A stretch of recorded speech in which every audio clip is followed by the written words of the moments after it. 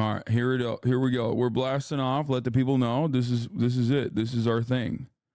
This is today. This is today's news. First, let me show you Daniel Day Kim. Let's get started on this beautiful day with a beautiful face. I'm through playing games here.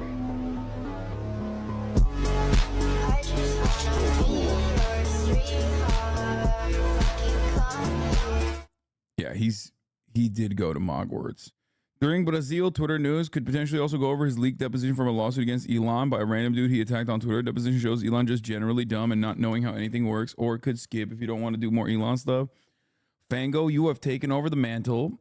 You've taken over the fucking reins from, weirdly enough, Megaphonics. It's shocking. Well, it's not so shocking. You guys are both like EV evangelists.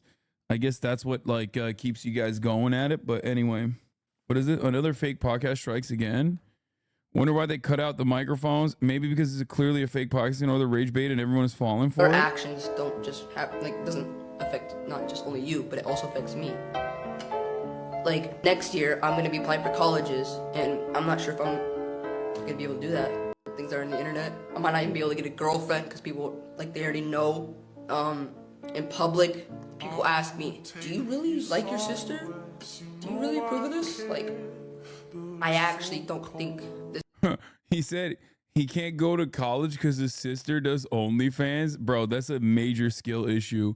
Meanwhile, you should fucking literally be asking your sister to pay for your college education. That's so funny. Dude, what's wrong with these dummies, these dumbos online? They're like, oh my God, have you guys even considered that, like, because everybody fucking shits on sex workers, like, what if their family members get harmed by those who are shitting on sex workers, as I'm in the process of shitting on sex workers and saying that sex workers shouldn't do sex work? Nice, man. Like, this entire fucking process is bunk. There's so many goddamn... That was my best lock. That was my lock of the year, okay? When I figured out that, like, 90% of podcasts on TikTok are just fake, okay? 90% of podcasts on TikTok are just fake, and it's rage bait clips. They don't have, like, a real podcast. You can never find the actual full-blown podcast. There's no additional context. They've just figured out that, like, podcasting is a more representable, more respectable medium than TikToking, which is hilarious because podcasting is not a respectable medium at all. And I say this as a podcaster. So now it's just like, now they just do these rage bait TikToks with the fucking fake mics. About to make a TikTok podcast clip with a Lego mic. Yeah, it's just, it's so stupid. Anyway, let's finish this out. In my future.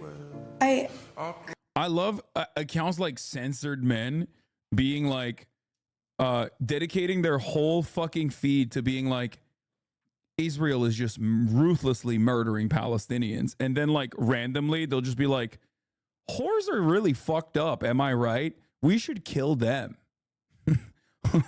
Like, how? It's just so weird to me. Christian, with everything that I'm doing, like, I've never once wanted it to affect you like this. Also, why broadcast it on the internet rather than have a private conversation about this? I saw another clip of these two, and the brother is just shaming his sister for going to college and not using her degree. Will you miss TikTok if they ban it? Yeah, I mean, I do fuck with TikTok heavy lately, okay? I do. I've been fucking with TikTok a lot. I like it.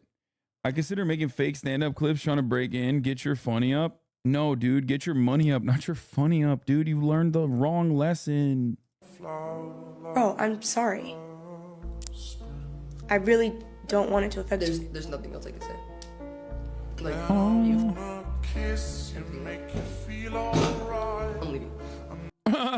L, dude, the devil works hard, but you know who works harder? Girls and boys on the motherfucking TikTok timeline trying to get you to watch their live streams. Okay? In all of my endless scrolling on TikTok, I've never seen... There'll be like, my favorite setup is like, there's this guy and a girl, and they're sitting next to one another, and he's like, guys, if I fall, my sister's gonna do turbulence. Don't let her fall. Please don't go in the chat while I'm live. If you see me live right now, don't click on that and then try to get my sister to fall so she does turbulence. And of course, I'm like, the fuck is a turbulence? I have to click on this. I assume is some weird like sexual thing. I click on it every time. I'm such a dumbass. I'm like cognizant that this is probably breaking my algo. But honestly, I'm like, what is this? Like, how does this work? How is this working? I immediately want to know how many people are fucking watching this. Like, does this actually work? I'm doing turbulence, this is it. This but my is the brother lady. keeps coming in and ruining everything. If you don't believe me, just join my live, because he's really annoying. I'm about to come in the room. Yeah, I'm about to come in the room and ruin everything. Oh, yeah. And then you click on it, and it's just like her promoting her Instagram. Like, you guys think Instagram is bad, bro? I mean, you guys think fucking Twitch is bad? This is a whole different ball game. No!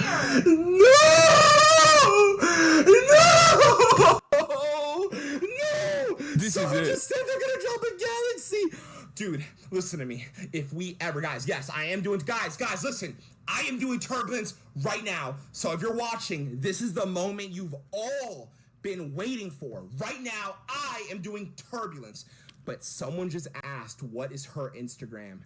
Her Instagram is in the bio. That's Kate. That's my sister. And this is her account. I'm co-star. I'm guest starring. You know what? Why don't you just tell them then? Since you care about them so much, tell them here. Look, zoom in. He hates there it. You go. Linked in the TikTok bio. Guys, this is her account. Okay, you can sit down. But He's don't so look at me. sad. Don't look at me while I do You can tell turbulence. this is Tell me not real. to look. Guys, this is the moment. Don't look at me, okay? You have to turn around. Turn around. Don't look. Don't look. You guys ready? Don't tell her I didn't do turbulence, guys, okay? Okay. 3, 2, 1.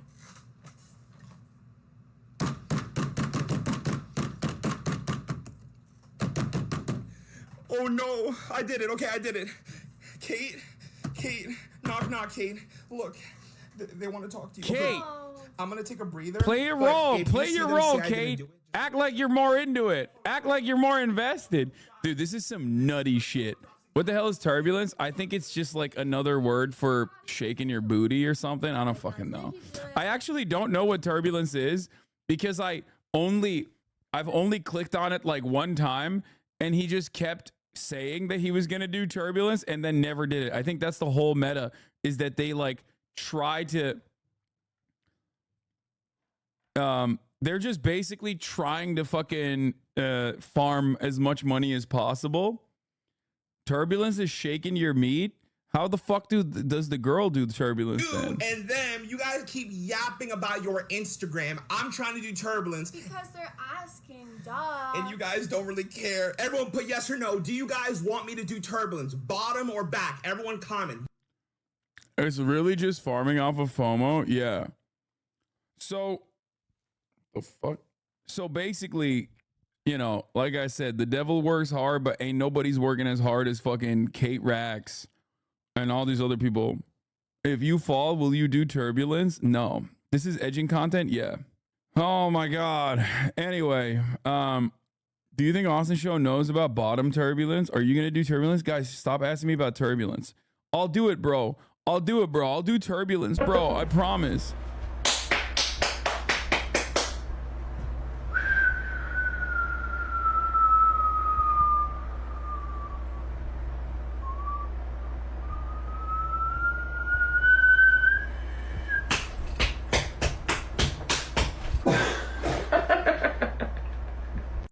His ass cheeks are clapping, I think. I think that's the whole move. God, TikTok is so brain broken. It's so busted. There's no recovery, dude. Throw the whole fucking platform away is what I would say if I was Senator Tom Cotton and terrified of the Chinese. But I'm not. I love the Chinese, which is why I think this kind of weird clout-based opium that they are, that they're giving to our children is objectively good. Here's Austin with long hair and a beard, okay? Top of the hour is upon us. No, it's not. It's literally 11:30.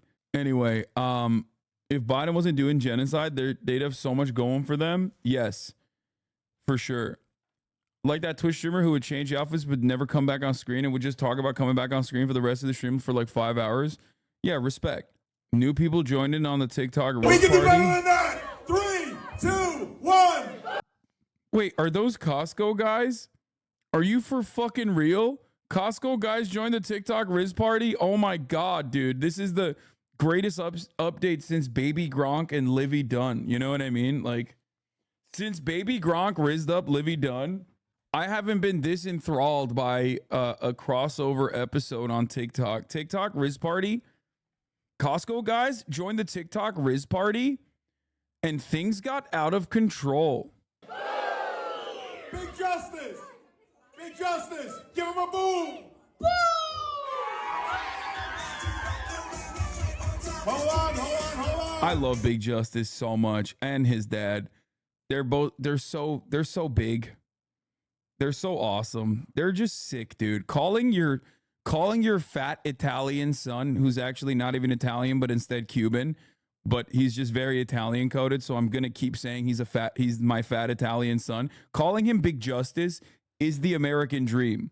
Okay. I am telling you right now, this man is what America is all about. And anyone who does not understand this is lying to themselves, is refusing to reckon with the reality. Okay.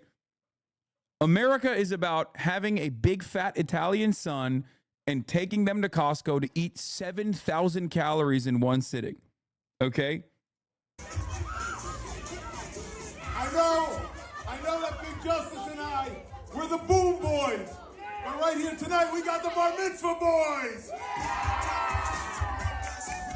Nate, you're going to have to give me your best. You ready? On 3, 2, 1, you got to give me a big boom. 3. Hey, everybody, count it down with me. Here we go. 3, 2, 1.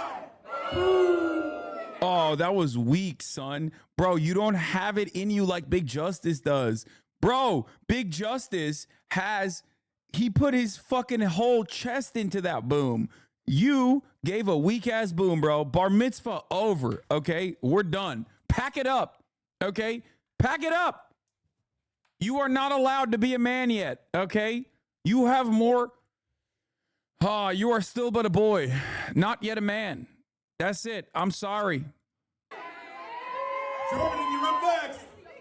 Jordan, you ready? Bro, I would not even give you a chicken bake for that boom. Honestly, like, I would not take you to Costco. You would not be able to get a chicken bake. You would not even get a double chalky chocolate cookie. It's so weak, dude. It's so weak. You got to give this man more chicken bakes pronto. Actually, I take it back. We have to feed him a steady diet of chicken bakes so his boom improves. Here we go. Nice. Look at that. Show that picture. Turn that picture around. Take a look at that. All right, we ready for Jordan? Count it down. 3, 2, 1. Boom! Sean, you're not. Get over here. You're not free, Sean. All right. Let's hear for the father. 3, 2, 1. Oh my God, bro. You're a whole ass adult. Okay, I'd be lying I'd be lying if I wasn't fucking hitting a big ass boom. If Eric Justice, Big Justice come up to me, the Costco guys are like, hey, Hassan, we heard you're big fans. Let me hear it boom. I would be putting my whole fucking chussy into that boom. You know what I mean? I would be breaking the goddamn microphone with how fucking hard I boomed, okay? And then we'd hit up Costco to get some chicken bakes. Boom! Hey, yo! Jessica, over here. Come on, Jessica. Hey, should we let Big Justice count it down for Jessica? All right, Big Justice, count down to 3, 2, 1. I just woke up a bunch of cats, dude. Anyway, what the fuck am I doing? Why are we looking at like random TikTok shit? Jesus Christ. All right. We're going to do an update we are going to do an update. Found your twin for real, the real Q Jones. CCP supporters, staunch communists. You think this guy is my twin? Deep cover spies, members of the occult, Therian girlfriend. I can't think of anyone that is less my twin, bro. Like this guy, I feel like this guy is literally the exact opposite of me as a person. It's so wild. Are you guys okay? I mean, he's way sicker than me. He is way cooler than me. Don't get me wrong. He's fucking dope. All right, we're done with this shit. All right, let's talk about the eclipse. Ladies and gentlemen, the solar eclipse happened yesterday, and obviously A lot of you guys ended up in the hospital. Why? Because you listened to me when I said you should definitely stare into the sun with your eyeballs. It will not be bad. As a matter of fact, it'll be good. Turns out that was a real problem.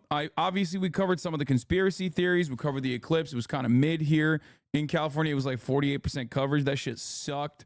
We didn't even get any fucking, no lights off, no nothing. You know what I mean? It felt like it was literally nothing. Kaya didn't even notice what was going on.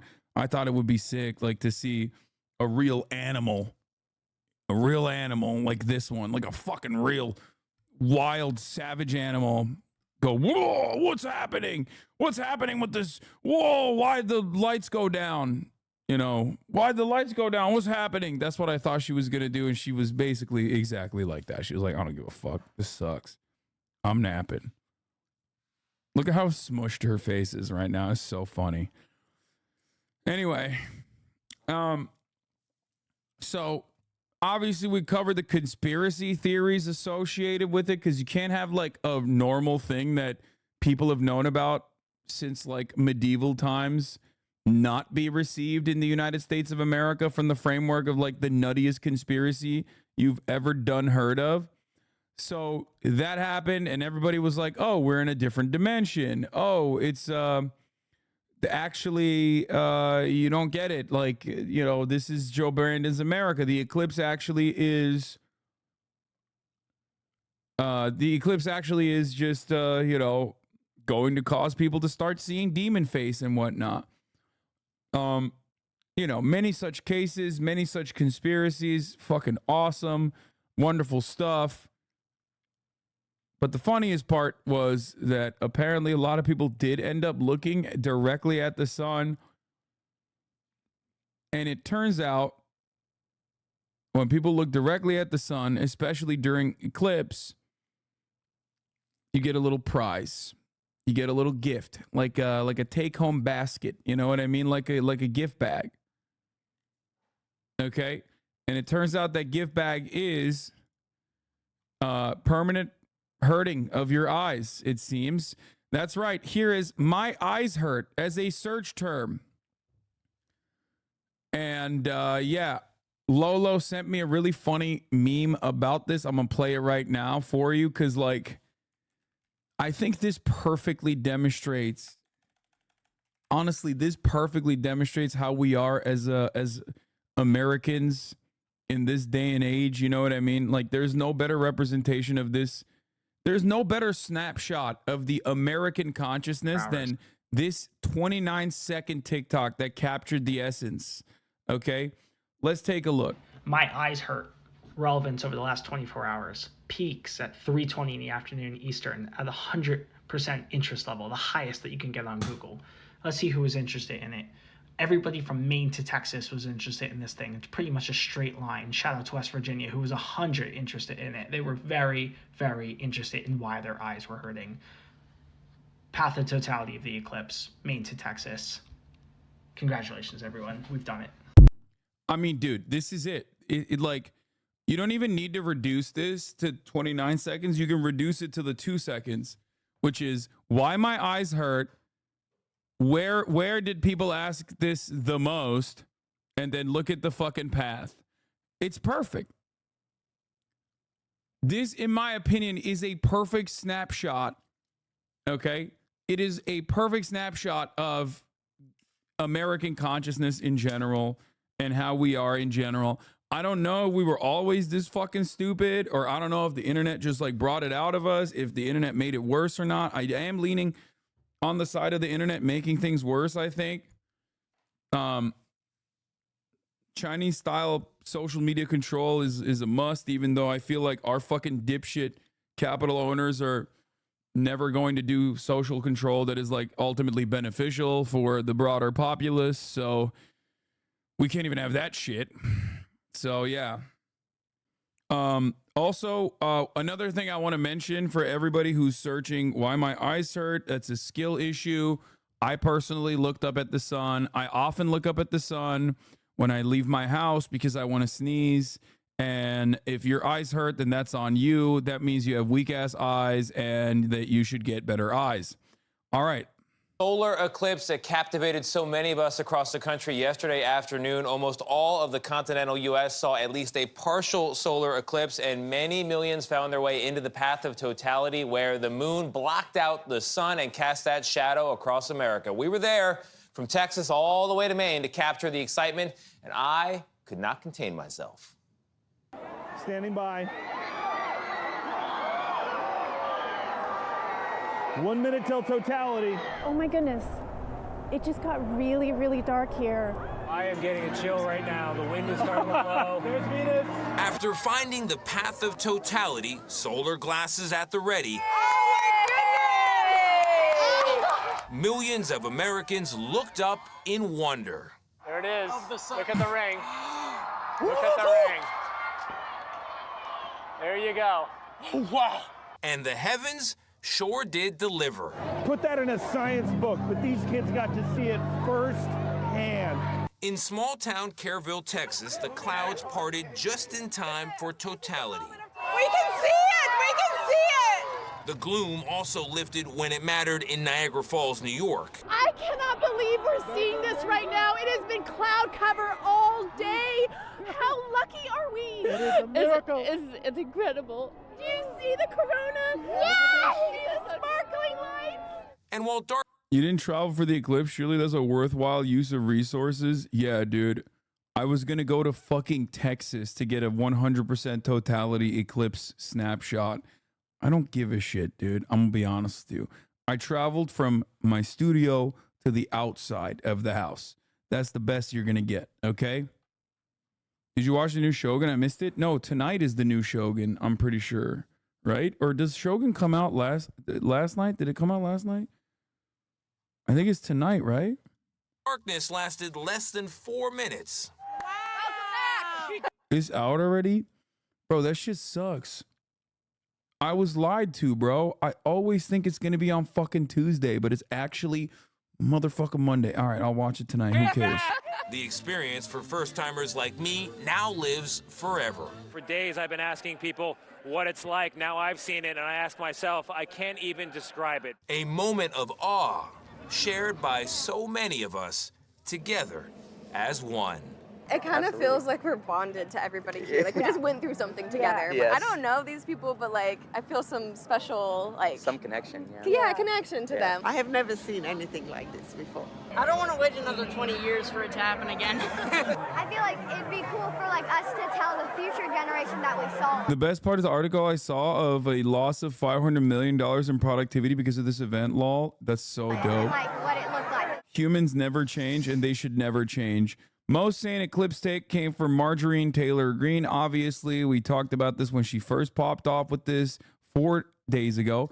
God is sending America strong signs to tell us to repent. Earthquakes and eclipses and many more things to come. I pray that our country listens. Of course, Marjorie Titan. It's fucking awesome. The way the Earth looks during the eclipse is insane. Oh, and actually, we have the International Space Station flying over right now. So they are actually seeing not one, but two views of the eclipse. They're able to see not just the moon passing in front of the sun, but they're also able to see the shadow of the moon passing over Earth, which is absolutely incredible. Yeah, it's fake because we know the Earth is not round. Okay, it's flat. Yeah, wait till she hears about the cicadas. Yeah. Maps show where trillions of cicadas will emerge in the U.S. this spring. And they potentially have like some kind of zombie virus too. Like, just wait, bro. Just fucking wait. Anyway, we are too dumb. We are dumb. Also, turns out the glasses were sold as bikini solar eclipse glasses and are labeled EN/ISO 12312 1/2022. If you have them, don't use them to watch the eclipse. Urgent recall. Certain eclipse glasses sold on Amazon, but also in stores are being recalled. Turns out maybe that's why a lot of people's eyes hurt in America. It's just me and tens of millions of my closest friends now bonded forever. Yes. The moon blocking the sun. I trying to explain it to somebody. I know because listen, to somebody that would be me. Gail. Yes, that's you. When Tony came in, I was on a plane flying back from Austin, so the flight attendant gave me glasses. I saw a little bit of it, and I came home. I recorded everybody. I recorded you, Nora, Robin, and Whit, everybody to see, and everybody had the same reaction. And so I was like, "What is it?" I think it's pretty. You complain when chat has no fun, but you don't care about one of the most fun things to ever experience. All the haters didn't get to see the totality. Lamau, fuck out of here, science haters. Wait, what? What? First of all, you're a fucking nerd if you think that the totality is the most fun thing ever to experience. Okay? Have you ever gotten your dick sucked? Are you insane? Like, or you know what? Let's not even shoot that high. Okay? Have you ever had a fucking incredible burger? Like a good burger? What do you mean it's the most fun thing anyone can experience? Let me tell you, okay? I would much rather get head or eat a burger than fucking watch the totality. Sorry, never had In-N-Out. It doesn't matter. It doesn't have to be In-N-Out. Have you been on a fucking roller coaster? Great. That's another good one. The totality is much better than getting my dick sucked. Is not even a debate. It's an incredible experience. It gets dark, cold. All the animals stop. Birds don't chirp. They roost. It's eerie but awesome at the same time. From people I know who've seen the totality, they say it's a life-changing experience. These are people who would not travel across countries for a blowjob but did it for a totality. Yeah, those guys are taking L's, dude. I'm sure it's fun. It's just, I don't know if it's like the most fun thing of all time. You know what I mean? Anyway. I think it's interesting, but the emotion that everybody felt, and I wanted you to explain to me, what was it? You are touching something profound and deep. It is time. With millions of other history. people. It is all of the future all at once. I'll be honest with you. I most likely am hating because I didn't see anything beyond a 48%. That's what it is. It was so mid for me. I'm sure if I saw 100p, it would be a little crazy. You know what I mean? Like, I'm sure it would be. I'm just like, but for me, it was so mid. I'm hating. 100%. The 48% was so ass, bro. It was so ass. It didn't even feel like anything. You barely saw the sun get blocked out a little bit. 7 hours of New Hampshire traffic was worth it for this picture. I mean, it is a cool picture. Nah, I saw it in 2017 in totality. Getting my dick sucked is still way better. The people who did the eclipse right were the ones who went on the special Delta flight specifically for the eclipse. And the people who went to Cedar Point and roller coasters during it, they had good foresight. Have you seen this Ben take? Yeah, of course, dude. Joe Biden is Hamas. Are you kidding me? Bro, you'd be on here like zone of interest, but for nerd shit. Okay, dude, we're all nerds. We're literally just a bunch of nerds calling a bunch of other nerds right now, okay? I read the newspaper for fun. I listen to podcasts recreationally, okay? I know. I have no business telling anybody that they are nerds. I get it. Together, and there's nothing like it. People were crying. Gail, Spain, 2026. Yeah. Girls trip. All Oprah. Dude, also, have you considered getting your dick sucked during the totality? Honestly, I feel like that'd be disrespectful to God. Because I feel like there's some stuff going on in the totality where it's like, I don't fully get it. You know what I mean? I'm not a firm believer. I'm not like committed to anything like that at all. I'm not like a spiritual person at all. But it's one of those things where you're like, I'll take my chance. I don't want to take my chances. You know what I mean? Why do something? Why do something that might possibly be bad? You know? You just gotta cover your bases. It's like those who whisper the Shahada. You know what I mean? Who at their deathbed, because they're like, I am covering all my bases. Okay, let me tell you, I'm Catholic my whole life. I fucking did all of the, I had the Catholic guilt. I went to church and I told the Father I did like fucked up shit and he forgave me for my sins. yada, yada, yada. But let me cover all bases. You know what I mean? You got to hedge your bets, baby. What if Islam is the light? You know? It's like you don't want to be disrespectful during the totality. It feels like there's some otherworldly shit going on out there and you don't want to fuck it up. You don't want to disrupt the flow. Okay? Yeah, you're spirit maxing. Exactly. People theorize that if interstellar travel becomes a thing, Earth will become a galactic tourist destination because it's incredibly rare for a planet to have a moon sun the same size in the sky. Yes. Except that theorizing is hilarious. It is a 1 in a trillion odds to have a moon and a sun that perfectly align and block one another out, because the sun is like 400 times larger than the moon, and the moon is 400 times, I guess, like the moon, the distance between the moon and the sun and the Earth is so perfect that it ends up, you know, completely blocking it out. That's the whole point. It is very unique. It is a unique thing. Okay. If that's what you learn from your spiritual talk experience, I consider myself satisfied, my brother. Your IRL cam captured the eclipse well. Ay. I'm just never going to click on Oliver links ever again, dude. Really? The first one of the day? That's kind of fucked, honestly. We've never seen another planet that gets a full solar eclipse. Hawking said this is why aliens might find us one day. You got the numbers wrong, but I'll give you the nerd badge of honor from an astrophysics major. Okay. The moon and sun are not the same size. No, of course they're not the same size. I'm saying, given the moon's distance to the sun and the Earth, it perfectly aligns with the sun, and is capable of perfectly blocking it out. Like, I thought it was 400. Yeah, relatively from the Earth as a viewpoint, they are 400 times the size and 400 times further away. Yes. So wait, I am right. Why did the guy say I'm wrong? I got the numbers right. Meanwhile, you should get your money right, because at the top of the hour, there's a 3-minute ad break. If you no longer want to see those ads, all you need to do is subscribe for $5 or for free with a Twitch Prime if you no longer want to see those ads, baby.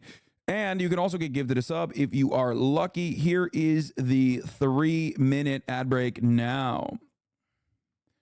It's 400 times 400x diameter. Got to specify the dimension. Yes, I know. Turkey's restricting aid to Israel, which is pretty funny because that's going to fuck up Erdogan's bag a little bit. Eclipses are not rare at all. What? I'm going to lose my mind, bro. We're talking the likelihood of a planet having a moon that is the appropriate size in comparison to the sun, or a star that is the appropriate size and the appropriate distance, is statistically very rare. Not necessarily because, like, I guess not necessarily considering that, you know, there's infinite possibilities, but we just haven't found one, I think, right? Oh my God, I'm done with this. Oh my God, I'm done with this nerd shit. I'm sorry. Y'all are nerds. I'm going back to fucking giving you all cyber wedgies, okay? It's done. We did the nerd hour and it was devastating. It was terrifying. I'm so done. I'm so done with this. Cyber wedgies for all of you. Shut up. Shut up. We're done. We are going back to Arizona. It's rare that you have an eclipse that allows the study of the sun's corona. Yeah, we're moving on. Nerd son or jock daughter? Jock daughter immediately. Jock daughters are on top right now. Have you seen at the NCAA? What are we talking about right now? Women's sports has never been better. Did you see the prayers? You say that, but you're pulling up CNN. Yes. We are going to talk about Arizona, which is a state. And of course, before it was even a state, there was a law in Arizona. And now that Arizona is a state, they're using said law to ban nearly all abortions after this one rare, unique court ruling. It seems like the Arizona state is trying desperately to ensure a fat W for the Democratic Party. Let's take a look. CNN breaking news. And this is big breaking news just into CNN. The Arizona Supreme Court just issued a major ruling on the future of abortion access in that state. And CNN's Natasha Chen is going through the court's opinion right now. Natasha, walk us through this ruling. Yeah, this is a 47-page decision, and right now our teams are going through all of that language. But the bottom line here is that Arizona must adhere to an abortion ban, nearly all abortions banned except in the case of saving the life of the mother. And this law dates back to the Civil War, before Arizona was even a state. There has been a lot of confusion back and forth in Arizona on which state law applies here, because right before Roe versus Wade was overturned, the state had instituted a 15-week abortion ban. So there had been pauses to abortions in the state, and then resumption of that, then pause again, all in hopes that the state Supreme Court could offer some clarity here. And today, this is what the court has said, that the state must adhere to this 123-year-old law banning near all abortions. Now, the text of that law says that there is also a punishment for providers of the abortion between 2 and 5 years in prison. The important things to note here so far that we should just start killing women for even thinking about having abortions. Fuck it. Cut out the middleman. Dude, it's great stuff overall. Fuck it. You know, we love life so much. You don't understand. Okay. The life of an unborn child is sacred, which is why the woman carrying the fucking fetus takes an L in that situation. Okay. It's like, oh, you libtards love abortion so much. How about we give you an abortion?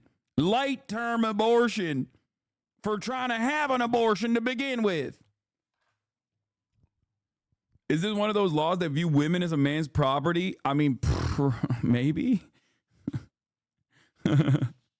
This is fucking insane. Oh my God.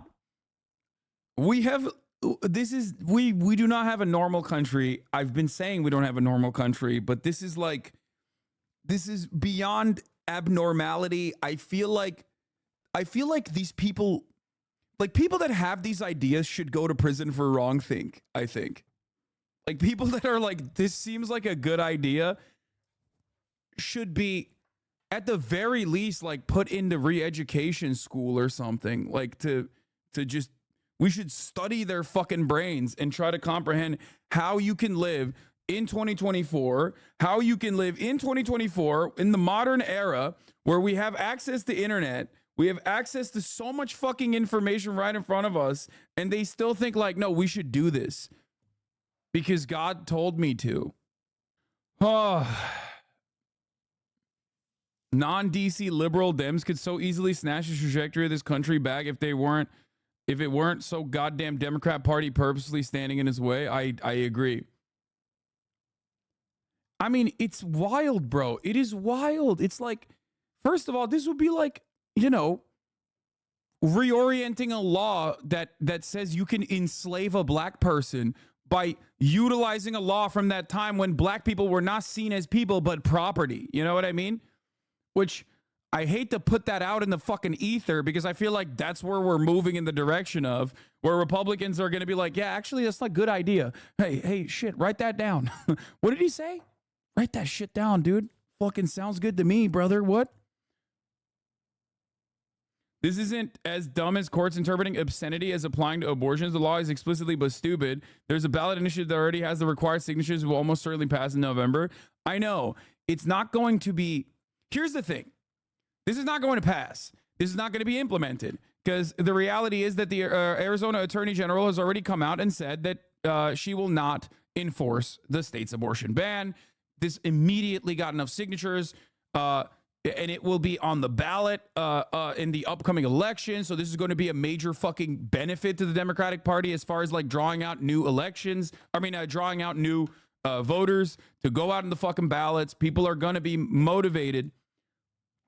For me, however, I'm not thinking about that, right? That's the good stuff. And obviously that's fine. And that's great. And I'm glad that it's happening. But for me, there's something beyond this. There's a deep illness. Okay. There is a deep illness in the minds of some Americans. Okay. The very notion that this is like even permissible for you, the notion that you can be a person in a position of power and say like, actually, this is great, let's do it, that is terrifying to me. Because it's terrifying for a multitude of different reasons, but one of them is, like, these people don't have self-preservation in mind, right? Obviously, I've moved beyond the notion that they care about women as human beings and, like, don't want to harm them, because they very clearly do. This is their policy, right? The entire purpose of bans like this are to simply harm women, to stop them from getting access to medical care that is easily afforded and you know, given to people. It would be akin to saying, I don't fuck with fat people. No more insulin, dog. I don't think the Constitution should allow people to get insulin if they have diabetes. Like, it's just like, why? What do you mean? That's a psychotic thing. This decision should not be left up to you, nor Jesus. This decision should be left up to the medical professional. So you can moralize around it, as they did with abortion, and then have the underlying arguments kind of make sense, I guess.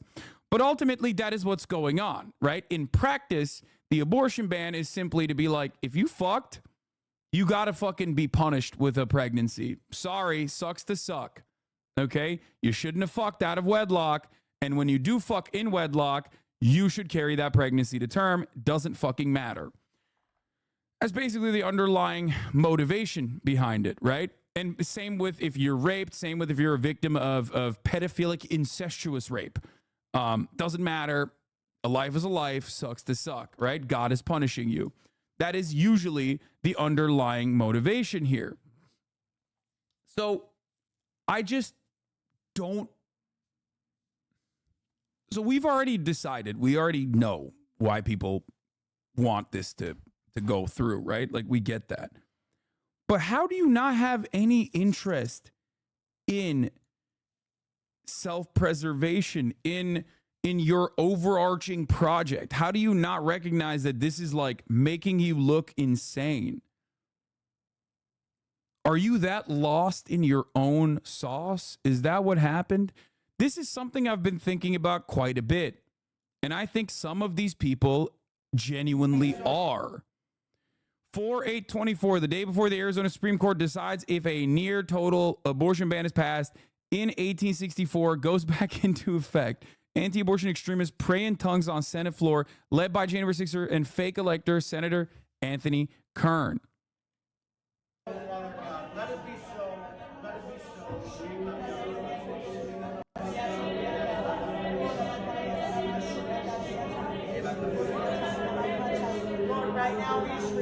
No, I really do think these people need re-education camps. I'll stand on that. I do. I legitimately do. Anyone who thinks like, Hassan, you're a fucking commie, you want to fucking punish people for wrongthink, shut the fuck up. These people literally need help. They need state-sponsored education camps, okay? They need to be forcibly clawed back from the collective psychosis that they are engaged in. I'm sorry. If I'm fucking president, I am literally doing that, okay? Re-education camp. No way out of it, okay? All those fucking libtards that were like, oh, I can't believe you're saying this, Hassan. Oh, my God. Like, what do we do with this? What do you do with this? What do you do with this? How do you deal with this? You can't. You cannot deal with this. That's fucking nuts, bro. Yes, not all mentally ill people are conservative, but all conservatives are mentally ill. Racist? The reason they don't punish women is because to them, one, women don't have agency. Why would you punish them when they can't make their own decisions? And two, because it's much more unpopular as an idea. Yeah, don't even fucking... My favorite quote for him is, we need to turn Texas into Xinjiang. Yes, I do think that, okay? Xinjiang! For all red states, okay? Mass surveillance, round the clock, one party apparatus member has to live with the family for an extended period of time if you are founded to have extremist beliefs such as this, okay? Yes. Yes, re-education camps. Yes. Oh my God, dude. What is going on, dude? These are people in power, okay? These are not like fucking random Toms, Dicks, and Harrys, okay? These are people in power. Put lithium in the water supply. Re-education camps, put lithium in the water supply, 24/7 surveillance. One party member has to live with you for an extended period of time. There's an onboarding. Okay? Fuck me. Ay, ay, ay, dude. I don't get it. I don't know what to do with this.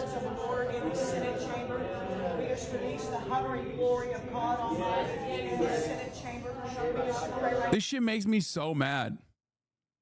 This shit makes me so fucking mad. I'm going to say, if it were up to me, we need to cut their tax exemptions ASAP. It's religious, and religious is called bullshit all around. Islam, Christian, Muslims call scum. Dude, these people are not like every fucking religious person, okay? Stop. Okay, but it's not up to you. What is your point? That's my point. It's so funny. Oh, okay, but it's not up to you. Okay, I should just stop fucking doing political commentary because, you know, capital owners have completely captured this goddamn country. It's a bourgeois democracy, so obviously the outcomes are always going to be corporate aligned. So there's no real point in fucking covering this stuff and trying to educate people on the matter and to try to explain to you why you feel the anxieties that you actually do every single goddamn day because of systemic failures that are actually not really failures when you think about it, but a byproduct of the way that the system is designed. Fuck it, you know? Yeah. Just give up, dude. What do you mean? What do you mean? It's the reason why do anything? What is this? No re-education camps. This is America. We end up like China with the Uyghurs or the Japanese internment. It's so funny. We did do that. But yes, no, that's what I'm saying. We do Chinese style Xinjiang policies to the American counter revolutionaries, the American fascists, the American reactionaries need to be re-educated. Okay. If they want to be reintegrated into society. By the way, I love the guy being like, this is not us. Also, this was us. Austin, thank you. Holy moly, dude. Anyway, oh my God, these people are so fucking insane. Anyway, here's the Attorney General saving the day a little bit. This decision made by the Arizona Supreme Court today is unconscionable and an affront to freedom. Make no mistake, by effectively striking down a law passed this century and replacing it with one from 160 years ago, the court has risked the health and lives of Arizonans. The Arizona Court of Appeals decision, which the Supreme Court has struck down today, was well-reasoned and aligned with how courts harmonize different legislation. Today's decision to reimpose a law from a time when Arizona wasn't a state, the Civil War was raging, and women couldn't even vote will go down in history as a stain on our state. This is far from the end of the debate on reproductive freedom, and I look forward to the people of Arizona having their say in the matter. And let me be completely clear, as long as I'm Attorney General, no woman or doctor will be prosecuted under this draconian law in this state. The opposite of this happened in Kentucky. For those of you who are wondering, Daniel Cameron was the Attorney General in Kentucky, and Kentucky voted for a ballot initiative to actually defend abortion. And that fucking piece of shit, Daniel Cameron, who is obviously Mitch McConnell's project, decided, I don't give a fuck about the ballot initiative. I'm still prosecuting people. Fuck the citizens. Fuck democracy. Just something to remember. This is why I always tell you elections do matter and that you should vote. Especially for shit like this, especially down ballot. The least significant part of the election is the motherfucking president. A lot of people think that it's just the president. It starts and ends with the president. No. Okay? This stuff is infinitely more important for your lives. Infinitely more important. This person won by like a couple hundred votes. That's why I've been telling you since day one. Always vote local. Always vote. Always vote for ballot initiatives. Always vote for these people, okay? It's so goddamn important to vote. Never think about it, but this is how you at least marginally improve your living conditions. You can call me a lib all you want. I don't care. Like, even in Oklahoma, everywhere. What did this person say? Insulin is required for a diabetic to survive. A pregnant woman doesn't need an abortion to survive. Wait, what? Yes, they do. In many instances, they do. Hello? Bro, just say you don't understand pussy and move on, okay? Why is it that we have given so much credence to no sex having asses who have, the last time they saw a pussy was when they crawled out of their mothers, okay? Why are we having this conversation right now? Why? Why do you feel the need to chirp when you don't know what the fuck you are talking about? In very rare instances, it's not rare. It's not rare at all. You're wrong, man. You're fucking wrong. And it's not just health complications that arise through ectopic pregnancies, but guess what? You're a fucking idiot. You're not a doctor, and that's why you don't know any better. That's why medical professionals do not have this kind of setback. They don't have these weird takes on the issue. You're just a random fucking dumbass. But because you're an American random dumbass, someone along the line told you that your stupid fucking opinion matters.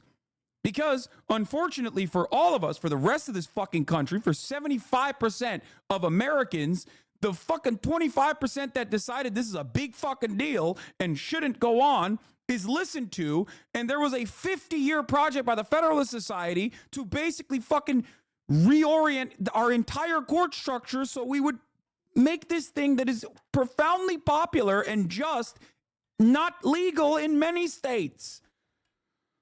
Oh, it's crazy. So much of politics is about yelling at fucking dumbasses who are just like, you don't get it. This is actually my opinion, and I am a special boy. And because I came up with this special opinion all on my own, you have to take it seriously. Fuck. My mommy said I'm a special boy and my voice must be heard on this issue. What? Please stop yelling at me. I agree the yelling hurts my ears and is stressful. Manage your emotions a bit, geesh. Bro, there is genuinely a new kind of brain disease that occurs in the minds of so many fucking like 30-month subscribers where they think like, you know, I've been in here for 30 months. Like if you get passionate and emotional about someone saying some dumb shit, okay, I'm going to chirp at you. It's like I'm the only person in this chat. There was an entire stadium full of people in here, man. Why the fuck do you think? Why are you doing a different version of the thing that I was yelling at the other guy for? Which is me, me, me, me, me, me, me. It's literally just always the same. It's like me, hello, me. Can we talk about me now? When are we going to get to me? It's the most important part of this conversation. Me. Hello? Hassan, it's sarcasm, please. You're getting secondhand autism. I don't think that person was being sarcastic. What? Agreed, but what was the court supposed to do when Roe reasons are now moot? I do not see how the court could have construed the, what? The pith and substance of the case law relied upon any differently. Sad but objectively true. I blame SCOTUS and Trump. You are ridiculous if you think that there was any sort of serious legal reasoning for overturning Roe v. Wade. That is insane. You are out of your mind if you think this is the case. There is a reason why 2 of the 3 Supreme Court appointees openly stated in a congressional hearing that they would not overturn Roe v. Wade, that the super precedent would stand, even if you are a debate law pervert, okay? And obviously, as I say all the time, Supreme Court justices are the highest level of debate pervertry. There is no one higher than them as far as like, as far as the highest layer of debate pervertry. It is ridiculous. There is no real legal reasoning for why they did that. As a matter of fact, they said the exact opposite and lied about saying that they were not going to overturn it because it was a super precedent. Oh. Pregnancy in this fucking country, depending on, especially if you're looking at like lower income areas, or if you're, for example, black women, pregnancy is like a 50-50 coin flip half the time. It's ridiculous. Obviously, I'm exaggerating a little bit, but like pregnancy is fatal. Okay, it doesn't have to be just an ectopic pregnancy. There's numerous complications associated with it. It's crazy, man. Yeah, Supreme Court justices are debate pedophiles. They are the highest level of debate pervertry. No higher level. of debate pervertry. Obviously, all lawyers are debate perverts to a certain degree, but there is no higher level of debate pervertry than the Supreme Court. Debate pedophiles. Debate bestiality, lolly animal porn pedophiles. Not 100% on the statistic, but black women are something like 4 times as likely to die from pregnancy complications than their white counterparts. Yes, that statistic is, I think, correct. We have one of the worst, like, maternal mortality rates in the developed world, too. In the United States of America. Okay, in 2021, the maternal mortality rate for non-Hispanic black, subsequently black women, was 69.9 deaths per 100,000 live births, 2.6 times the rate for non-Hispanic white, subsequently white women, at 26.6. It's not 4, it's 2.6 times higher. Here, let's look at the maternal mortality in developed countries. Whoo, sheesh, look at that. Maternal deaths per 100,000 live births in select countries for 2018. The United States, 17.4. France coming in second place at 8.7. Canada at 8.6. UK at 6.5. Australia at 4.8. Switzerland at 4.6. Sweden at 4.3. Germany at 3.2. Netherlands at 3.0. And Norway at 1.8. Number 1, baby. Number fucking 1, baby. Let's go. Land of the free, home of the brave, motherfucker. That's right. That's right, baby. Let's go. This is probably not accurate. We fucked up the data collection. U.S. says U.S. maternal death rate crisis is really a case of bad data. What do you mean? A new study calls into question the extent of the maternal mortality crisis, which has long posed a disproportionately high rate of maternal deaths compared with peer nations. Data classification errors have inflated U.S. maternal death rates for 2 decades, according to the study published Wednesday in the American Journal of OBGYN. Instead of the maternal death rate doubling, more than doubling since 2002, it has remained flat, researchers found. There has been a lot of alarm and apprehension surrounding the fact that some of these reports show a 3-fold increase in maternal mortality, and that is not what we found. We found low and stable rates, said K.S. Joseph, the study's lead author and professor in the departments of OBGYN. A change in the way pregnancy is noted on death certificates 21 years ago to improve the detection of maternal deaths led to substantial misclassification and an overestimation of maternal mortality. But the box was checked for many deaths that were unrelated to pregnancy or childbirth, researchers found. For example, hundreds of deaths of people 70 or older were mistakenly classified as having been pregnant. Deaths from cancer and other causes were also counted as maternal deaths if the box was checked. As a result, the maternal mortality rates showed dramatic increase since 2003. Research noted that gaping racial disparities remain, especially between white and black pregnant people. Black pregnant people die at nearly 3 times the rate of their white peers because they face higher rates of pregnancy complications such as ectopic pregnancy and eclampsia, as well as chronic disease such as high blood pressure, heart disease, and kidney failure, researchers found. By the way, I wonder what happens when they reorient it though, because I feel like it's still not going to be good.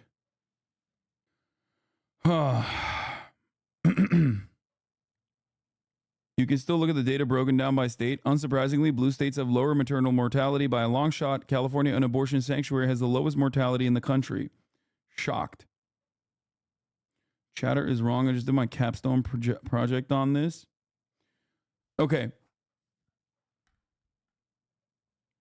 We're not bad at delivering babies. We're just bad at numbers. Guys, this does not change the reality that when you paywall access to healthcare, you end up with the absolute worst healthcare outcomes across the board. If you look at it country by country, the United States of America is absolutely one of the worst nations in the developed world for healthcare, okay? Everyone always sits around, like the Republicans that want to defend privatizing medicine, consistently bring up how phenomenal we are at medical research for like a specific type of brain cancer, right? And that is true. We have a lot of money, we have a lot of people, we have a lot of brain drain. So obviously we do excel in certain cases, but that's not how healthcare works, okay?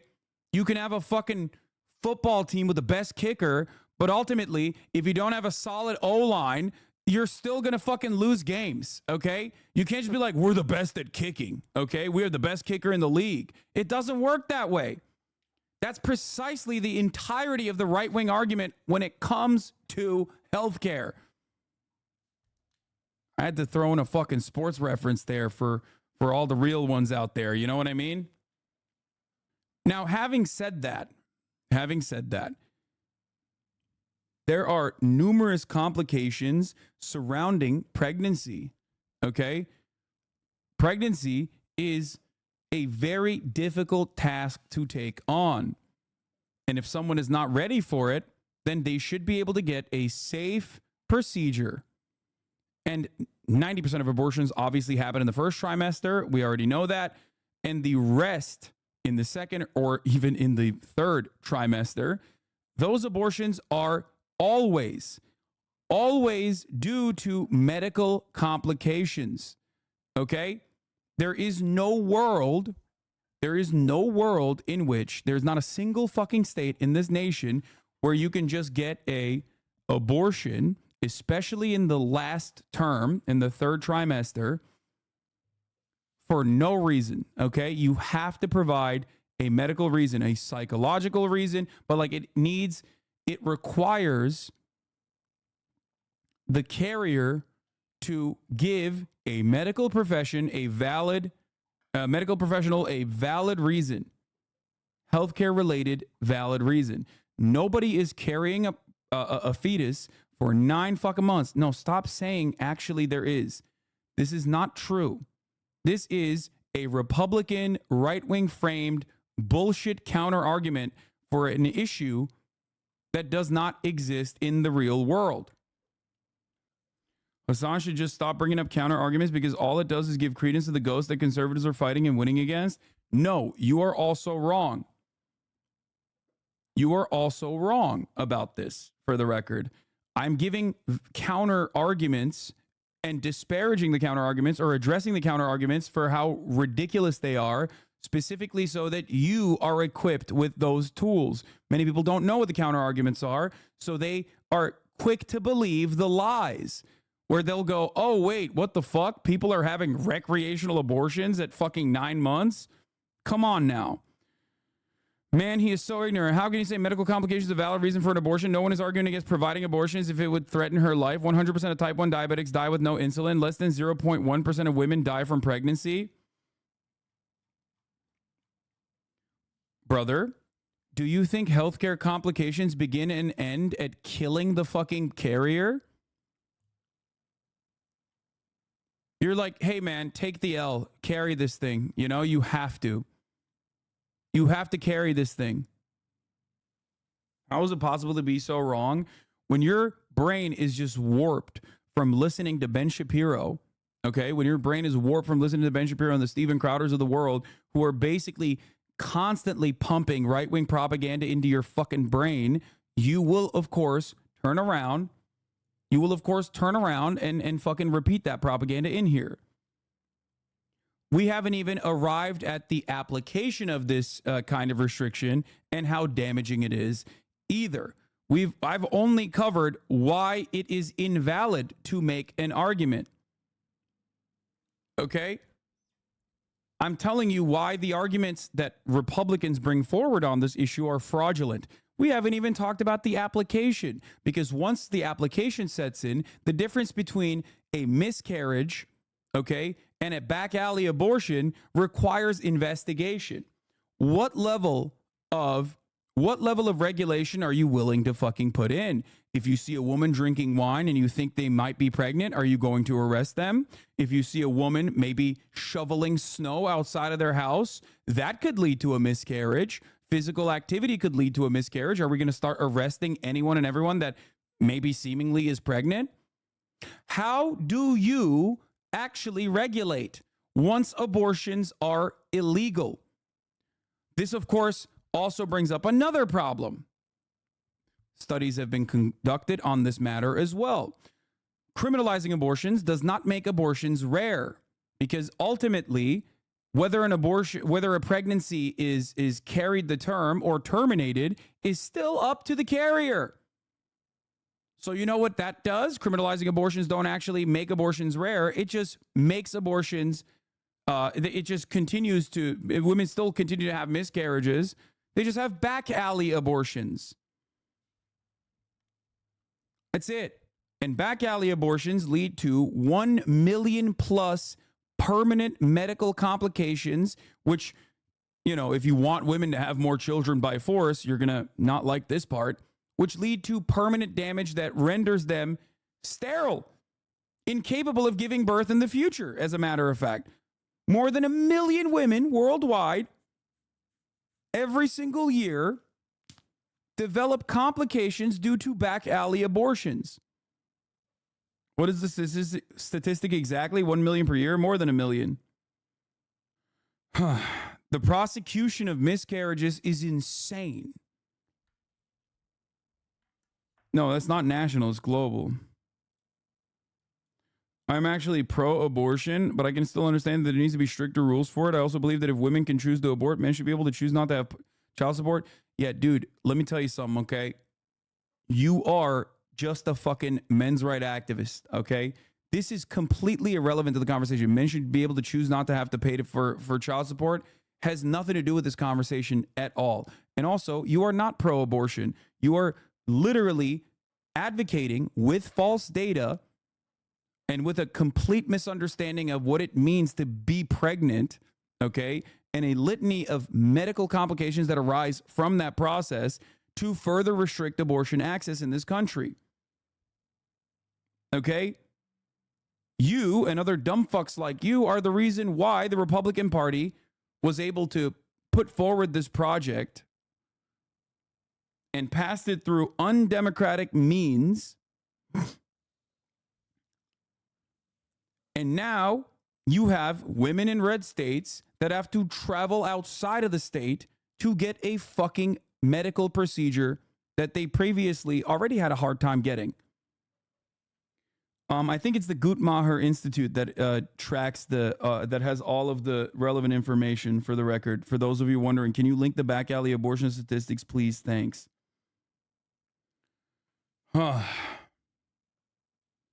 Abortion affects 50% of people, but takes up 100% of the stream. Can dudes at least get a divorce court segment? Sure. But come on. Please be realistic. There needs to be better regulations of abortions. Like, come on, man, just compromise a little bit. Please just see both sides. Yeah, no, there is no both sides in this argument. It is fucking idiotic. It's completely idiotic to try and make a both sides argument. Like, what do you mean better regulation? This is a fucking routine healthcare procedure, routine medical procedure. It's already incredibly well regulated. We've gleaned from this document is that no one who provided an abortion prior to this ruling today will be subject to the penalty, and that there's a stay on this decision for 14 calendar days, so 2 weeks out. The Arizona Attorney General tweeted today that this is unconscionable and an affront to freedom, and said, make no mistake that the court has the health and lives of Arizonans. You can see that tweet right there on the screen. There's a lot more to that statement. Again, this is a long, twisted path to get to this moment. And at the same time, there is a group trying to gather signatures to enshrine abortion rights in the state's constitution. They are gathering those signatures in a hope that they can put this to voters. Boris, Brianna?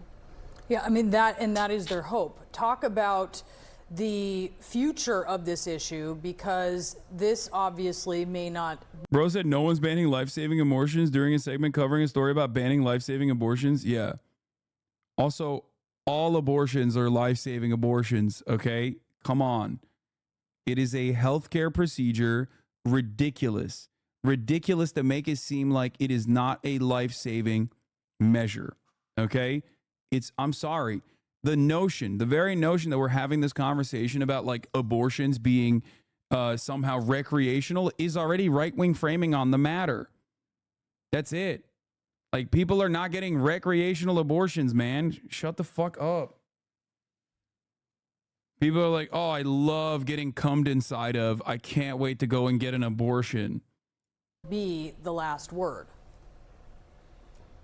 And it seems that the state, as well as some other states that we've seen, have gone through this back and forth twisted path since Roe versus Wade was overturned, since 2022. Since that moment, there have been nearly I think, a couple dozen states who have severely restricted or banned nearly all abortions. And so this is something that not just Arizonans are dealing with.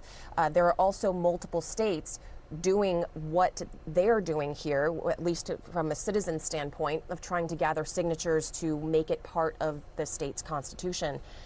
So as of right now, as we are still reading through this 47-page document, again, we understand that within 2 weeks, or 2 weeks out from today, that the state must adhere to this law from really Civil War era, before Arizona became a state in 1912. And again, this is a ban on nearly all abortions, except in the instance of saving the life of the mother, carrying a possible penalty here of 2 to 5 years of prison time for those providing the abortions. All right, Natasha Chen with the latest there. Thank you so much for that. Let's discuss this further now with defense and trial attorney Misty Maris.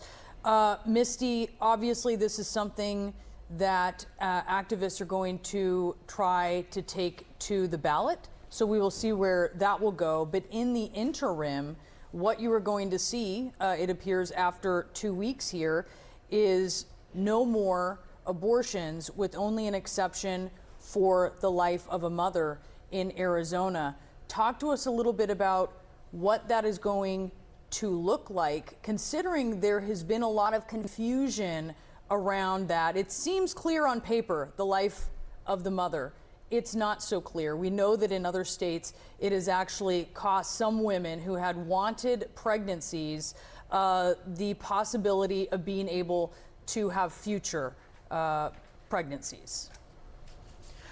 Absolutely. So first of all, I'm sitting here trying to figure out how a court found that an 1864 law supersedes a 2022 law regarding abortion. But I've read, reading through the decision, and I've read the court's rationale. But to flip to what you're speaking about, 14 days for complete upheaval of the medical industry, of any woman who is having any kind of treatment or was seeking treatment, that's not too much time. And to your point about what does it mean to save the life of a mother, you nailed it. It has not been clear what that means from the legal perspective, as there's been confusion between which law applies in the state of Arizona, which was the precipice for this case. The question is, what is a life-saving measure? How far does that have to be? Is it truly that someone is at death's door, or is it a condition that could impact the mother's life that qualifies under the statute? So all of that has to be hashed out. As far as what happens immediately, the governor had actually gotten ahead of this, and there is an executive order that says that the Attorney General is responsible for enforcing this statute, for enforcing this decision. And the Attorney General has said, and I imagine we're going to hear from that today, that they're not going to move forward with enforcement. Now, that leads to a lot of other legal issues and challenges from local prosecutors. So this is a thorny road ahead with a lot more legal issues that are going to come. Yeah, you can bet that there's already a lawsuit being crafted against the Attorney General for the claim that they won't enforce this. Misty, I want to dissect the rationale here as you were describing it for this decision. The Supreme Court of the state of Arizona apparently is saying that they are constitutionally obligated to go by the legislature's judgment, which is accountable to, in their words, the will of citizens. They're effectively arguing, and I quote, that to date, our legislature has never affirmatively created a right to or independently authorized elective abortion. Essentially, what they're saying is that the legislature has never enshrined abortion as a right in the state constitution, and therefore they have to revert to what's on the books. And what's on the books is this 120-plus-year-old law. How do I counter the argument of it's a life the moment the sperm enters the egg? Bro, that is not a real fucking argument. That's not a valid argument at all. And if you want to encounter a dumb argument like that in the wild, the question for you is the answer for you is an equally dumb counter argument, which is a hospital's maternal ward is on fire. There's a live baby, okay, crying. A live baby that is sitting in a crib. Next to the alive baby is 1,000 fertilized eggs. Okay? Which one do you save? You only have time to save one. You can either save 1,000 fertilized eggs that are, fertilized in vitro fertilization, or you save the baby. Which one do you choose? You choose the baby. Of course, most conservatives would choose the fucking baby and not the goddamn fertilized eggs. It's ridiculous. We do not think that petri dishes are the same as a fucking actual life. We don't think that. Anyone who tries to act like they do think that is wrong. They're lying, okay? Because it's not. Is that basically what they're saying? Yeah, let's take it step by step. So here's what happened. In 2022, there was a law passed in Arizona relating to a 15-week gestational period, so a 15-week ban. Obviously, that is more expansive. What if they choose the eggs, though? Yeah, they're lying. That's it. Anyone who says they would choose the eggs are fucking lying. There's not really anything you can do to that person at that point. You're talking to a person who's not being honest. Yeah, what if they lie and say they choose the fucking fertilized eggs? Okay, then they think that like millions of people are being murdered every fucking day due to in vitro fertilization, which is a process that requires a shit ton of eggs to be fertilized with sperm, and many of them don't make it through the process. So I guess doctors, through in vitro fertilization, are actually fucking murdering even millions. Millions of additional life are being ended through in vitro fertilization. This is a position that the Alabama Supreme Court had, as a matter of fact, which is why they wanted to ban in vitro fertilization. It's a position that is so unpopular that Donald Trump immediately came out against it. You are now to the right of most of the Republican Party. Okay? What? Okay, you're actually getting it now? Speak for me? What are you saying? I mean, that is what these nutters believe. Religious nuts holds those convictions. Honestly, they're not lying. They're just actively fucking delusional. The number of people that do legitimately believe that is so much smaller than the people that even want to ban abortion. Okay? Sorry, it's ridiculous. What? I'm pro-abortion. However, life begins as soon as the egg is fertilized in the womb. The argument of 1,000 eggs versus a live baby is not a good argument. In reality, we don't have to choose between them. Brother, it's an idiotic argument for a million different reasons. The fact that the underlying premise is stupid. Okay? That's why I said, if they're making a stupid suggestion, you can make a stupid argument. This guy's like, dude, I'm pro-abortion, except like, I need this abortion to only happen under what I believe is permissible. It's great. Medieval Catholics did not believe life started until the baby kicks. Yes, but as we've seen with the fucking Eclipse shit, we've moved beyond the stupidity of an era where we did not have access to so much more scientific knowledge. Okay?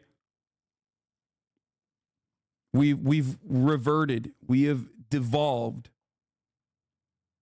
Chatter needs a vasectomy minimum. Brother, that chatter has a automatic vasectomy.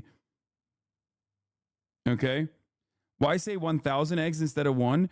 Because the difference is that severe. What do you mean? Why say 1,000 eggs instead of one?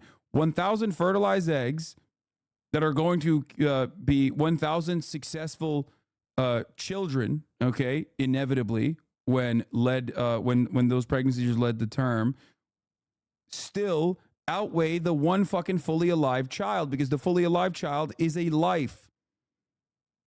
Right than this 1864 law, which says abortions are essentially illegal with the exception of when the mother's life is at stake.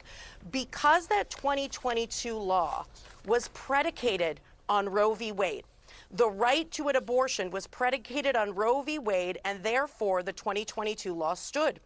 Without Roe v. Wade, there is no independent right either in the state of Arizona or in or the federal law that would serve as the basis for what Arizona did in 2022. Therefore, it's gone. And so the 1864 law, which was always on the books but was essentially just inactive and stayed because Roe v. Wade provided that right constitutionally, is now in effect, and that there's nothing on the books in Arizona or the federal law that says it couldn't be in effect. There's nothing to negate it. And so since it existed, it's simply back into effect at this point. So that is the logic of the court. And that's why they say it supersedes what they did in 2022 as a state, which to me sounded like 2022. Well, that would be the will of the people. But because that was contingent on Roe v. Wade. Yeah, I mean, these guys don't have any arguments whatsoever. That's why the whole states' rights argument also doesn't fucking matter. Because, like, then the states go, okay, we don't want this then. And then they go, never mind, we're going to find a different way to still enforce our will upon the population. That's it. Wade, they said, nope, back to 1864. Very interesting and clear. Thank you, Misty, for that. If you could stand by for us, because actually Governor Katie Hobbs in Arizona, they're just reacting to this ruling. Let's listen to what she said. We don't need to call a special session. The legislature's in session right now, and they can do this right now. They can do it today, and they should. They should listen to their constituents, 9 out of 10 Arizonans who support access to abortion, and do the right thing so that we are not living under the confusion and chaos and lack of access to health care that's needed. As you heard from those two stories, they can do it right now. Right there. All right, there you hear it. Governor Hobbs saying they don't need to call a special session. The legislature is already in session and could clear this up. But obviously, that is very much in question. Misty Maris, thank you so much for being with us. Obviously, a lot of breaking news here today as the Arizona Supreme Court has said that the state has to go all the way back to this law, 123 years old, but actually even older in its original formation, all the way back to the Civil War, that makes abortion completely illegal, only with an exception for the life of the mother. No doubt this is going to have electoral consequences because there's this group trying to put abortion rights on the ballot in Arizona, a state we have to mention that could be critical for either former President Trump or current President Joe Biden to get to the White House. Just became much more motivating, certainly for Biden voters. That is very clear. Former President Donald Trump is taking heat from the Democrats and the Republicans. It's all over a campaign video where the presumptive. Okay. Now, Donald Trump, understanding the fucking room as a permanent room reader, recognized that the situation is not great as it pertains to his electoral outcomes in the upcoming election. First, they did a little bit of a trial to see if he could get away with saying, oh, I'm going to do a national abortion ban at 16 weeks, if you remember. I think it was 16 weeks, right? What was the original one? Hold on. He floated, or 12 weeks? Or was it 16 weeks? Because originally, his take was very different than the one he delivered yesterday or 2 days ago at this point. Former President Donald Trump has declined to endorse a national abortion ban. So he actually had pushed for one, or at least like they leaked it to the news that he had pushed for one. That was his idea. Okay. I'm trying to find where the original. Oh, here it is. Trump signals support for a 15-week national abortion ban. Now, obviously, this frustrated a lot of people, myself included, where I thought this was fucking insane, because then he would be enforcing other states that don't have a 15-week abortion ban, some kind of federal protocol, federal legislation that he believes he can pass, which I think is obviously draconian and utterly ridiculous. Now, the liberal media, in its endless in its endless interest in both sidesing every fucking argument, made this seem like this was a objectively positive thing from Trump, and it was actually moderate. Okay, that is, it was a moderate position. Like, see, He's actually allowing states to do 15 weeks, up to 15 weeks of abortions, which is, you know, not correct. That's not what this law was going to be. Now, even that obviously didn't work. And they read the room, they tested it, saw that people were not too happy with that either. So then he turned around and said, it's actually, it should be left up to the states. Just kidding. Abortion should be left up to the states. Now, this, of course, has led to a lot of pro-lifers in the Trump camp to actually criticize Donald Trump, Lindsey Graham being one of them, as a matter of fact. Fake-ass Lindsey Graham, who, of course, will never have to have an abortion because he only fucks men. So, for him, this conversation is, you know, nothing. It's nothing for him. He's a gay man. So, of course, he doesn't give a shit about further restricting women's autonomy. GOP nominee said each state should decide its own abortion laws. I'm going to pee real quick. Ed O'Keefe is at the White House with more on this key issue in the election. Always hard, Ed, when you're getting incoming from both sides. Good morning to you. You said it, Gail. That's right. Good morning. For months, Trump has been teasing possible support for a national abortion ban, which is why this is so closely watched. And based on the reaction from conservatives on one side and the Biden campaign on the other, he is now facing new pressure. Former President Donald Trump still won't say whether he supports a proposed national abortion ban. Instead, the states will determine by vote or legislation or perhaps both, and whatever they decide must be the law. That means he backs the 14 states that have passed near total bans on access to abortion procedures since Roe v. Wade was struck down, and others, like his home state of Florida, that have signed 6-week bans into law. On Monday, former Vice President Mike Pence called Trump's failure to endorse a national ban a slap in the face to the millions of pro-life Americans who voted for him in 2016 and 2020. Marjorie Dannenfelser is president of a leading anti-abortion group. I was surprised and disappointed in the context of the great opportunity that he has made real in this country. Trump campaigned on a promise to nominate conservative Supreme Court justices who would overturn Roe, something he now boasts about. I was proudly the person responsible. Dannenfelser spoke with Trump by phone Monday and says he could still change his mind. I still see an open door for signing a 15-week bill if it came to him. President Biden's trying to make that exact same point. If MAGA Republicans put a federal ban on his desk, he'd sign it. Within hours of Trump's announcement. Her position is literally like, no, don't worry. He's fucking insane. I promise you, he's fucking insane. And the Biden campaign released this new ad about a Texas woman denied abortion services after a miscarriage. She says she now may not be able to get pregnant again.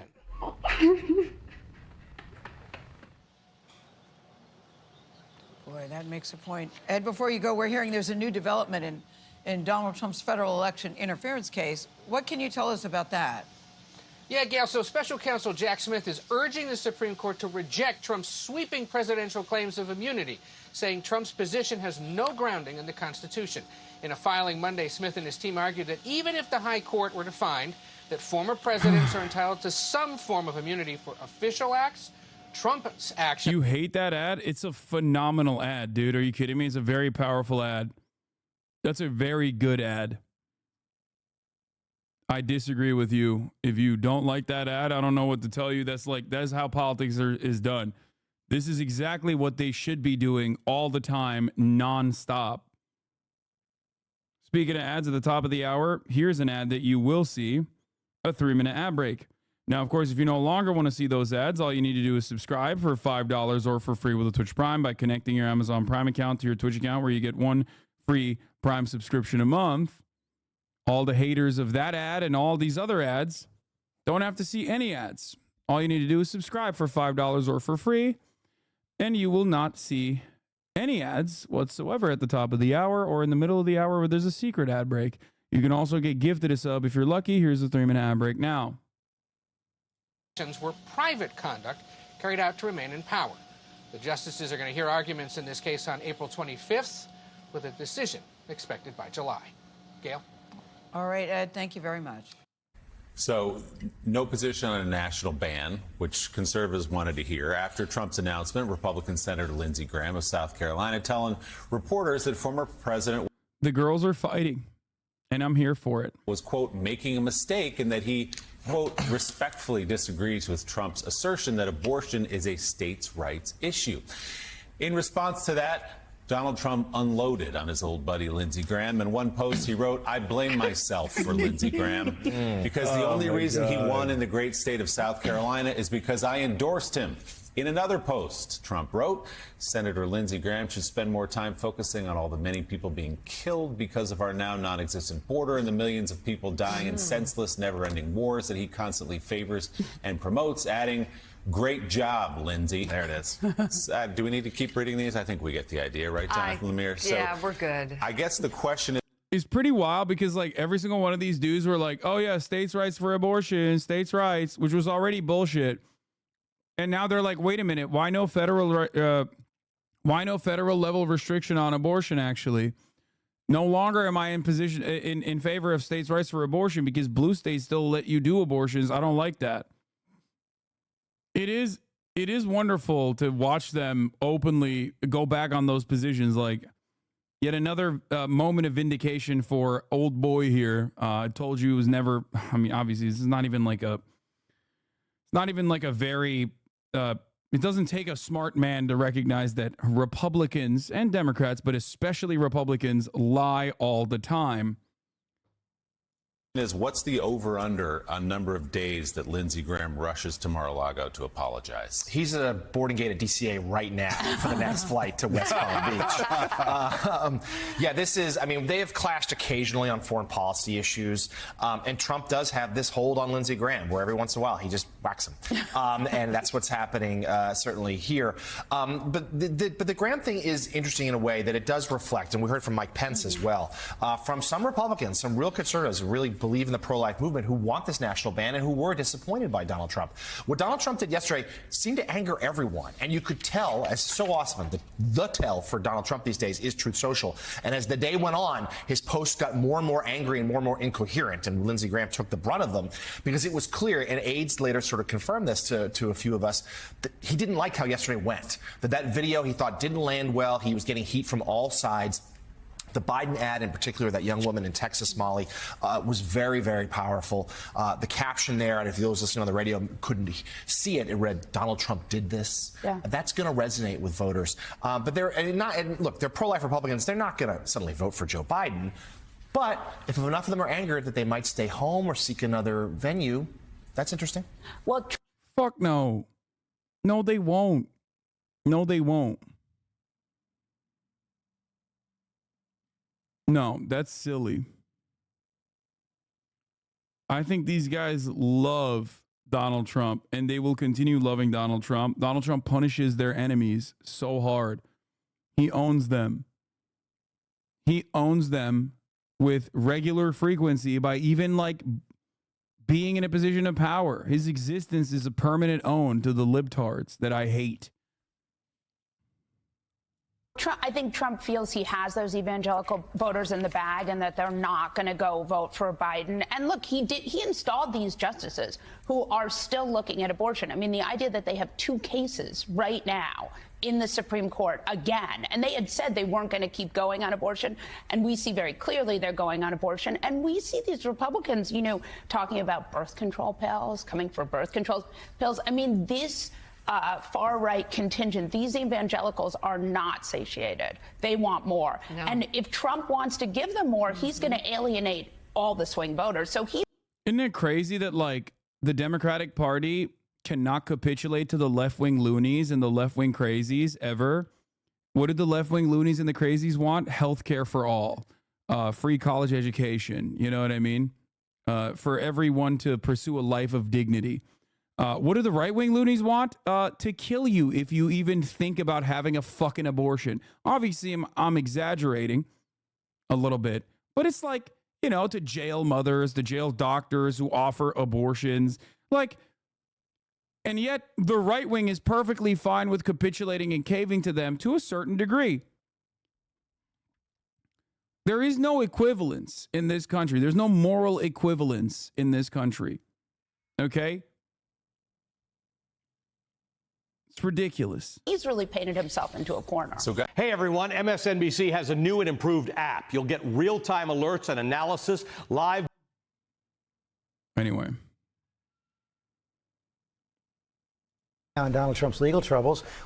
All right, we're not done with the Aboribo conversation, of course. Where the fuck is it? There's more I wanted to talk about.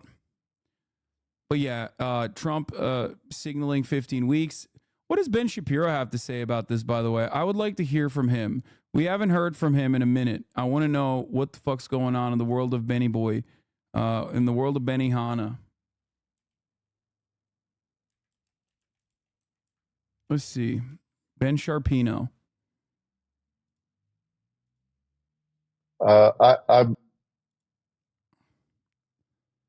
Did Joe Biden just save Hamas? How radicals erode reality. Trump calls Biden high. How to make your first 1 million. Wait, why does Ben Sharpino not have any fucking videos on this? That's interesting. Why is Ben Sharpino not talking about the new abortion stuff? Huh.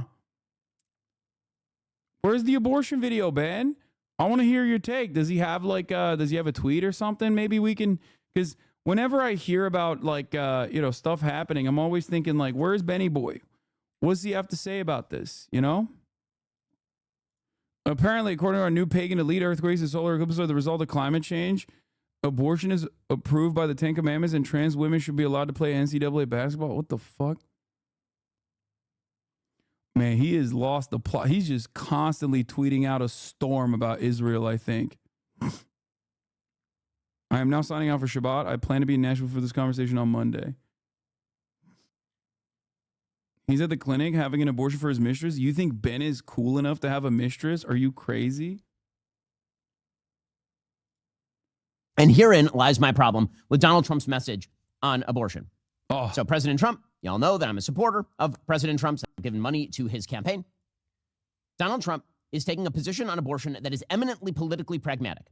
His position on abortion is that this is a state's issue, that this should be delegated to the states.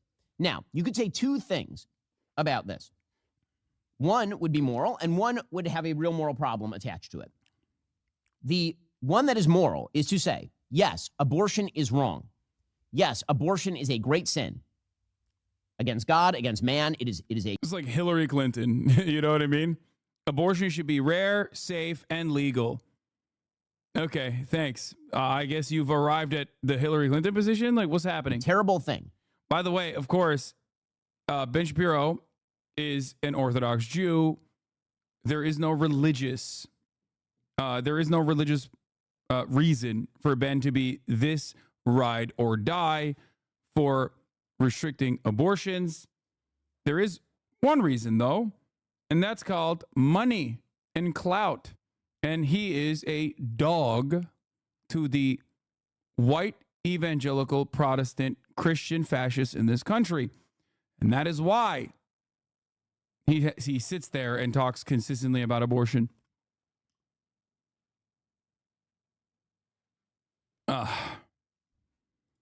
Abortion is horrific. Also, the federal government of the United States has delegated powers. Those delegated powers typically do not extend, Mr. Christcock, into state criminal law with regard to things like abortion. The Supreme Court has kicked this back to the states and has made fairly clear in its own decision-making that it does not want the federal government sounding off on this. Not only that, we have pragmatic concerns about pushing forward a significant piece of abortion legislation in a highly divided country at a time when the country appears to be splintering. Thus, for pragmatic, not moral reasons, for pragmatic reasons, we wish to kick this back to the states so that there can continue to be a building of a coalition. So, wait a minute. So abortion is murder, but it's okay to murder in some states? Is that what's going on? Am I led to believe that Ben Shapiro thinks abortion is murder, but like some states are going to murder and we just have to be pragmatic about how much murder is allowed in blue states? It's okay to murder people? It's okay to murder millions of babies, Ben? I thought this was like genocide happening. I thought this was like every year there's another Holocaust on the fucking unborn children. What happened, Ben? What's going on, Ben? It's pragmatic. It's pragmatic. Lessons around a stronger abortion position federally. That it takes time to actually get most Americans to accept a more moral position. And that on a pragmatic level, if you want a more pro-life country, you need to take that time to do it. And that is why I'm not supporting an immediate piece of significant abortion legislation, because the country is simply too divided. But when the opportunity presents itself, of course, from the executive level, I will do what I can to prevent abortion. And of course, I am personally pro-life and hope for a time when the American people are ready to accept an elected government that would, in fact, ban abortion, right? That would be the moral position, because that distinguishes between two different types of rights that we've talked about a lot on the program. One is...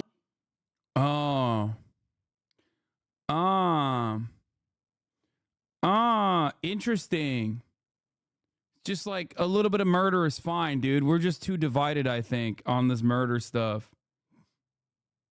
Dude, you guys don't get it. One day Americans will understand that it's murder, and then we can, then we can advocate for what is possible.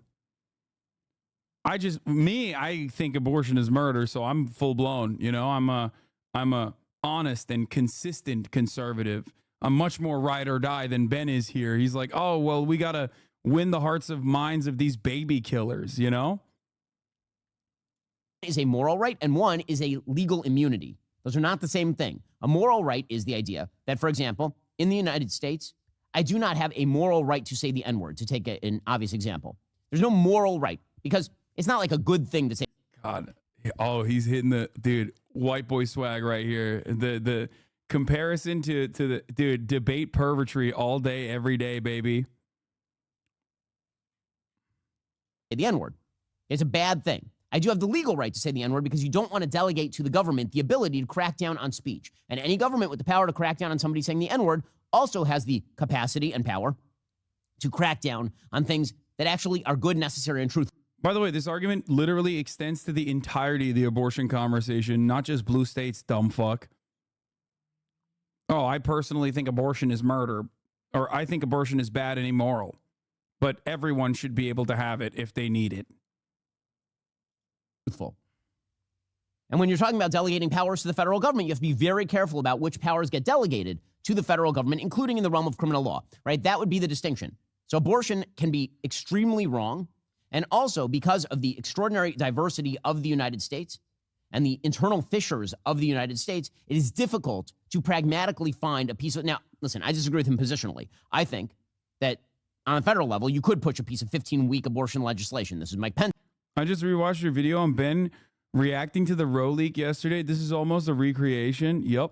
This is proposal. He happens to be right about that. But if Trump wanted to make the pragmatic case for why he is doing what he is doing, you could do that and still do it morally, because you'd say you actually distinguish between the moral and the pragmatic. The problem with Trump's statement on abortion is that he takes a relatively morally unclear stance on abortion itself.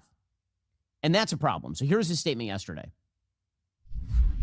My view is now that we have abortion where everybody wanted it from a legal standpoint, the states will determine by vote or legislation or perhaps both, and whatever they decide must be the law of the land, in this case, the law of the state. Many states will be different. Many will have a different number of weeks, or some will have more conservative than others, and that's what they will be. At the end of the day, this is all about the will of the people. You must follow your heart or, in many cases, your religion or your faith.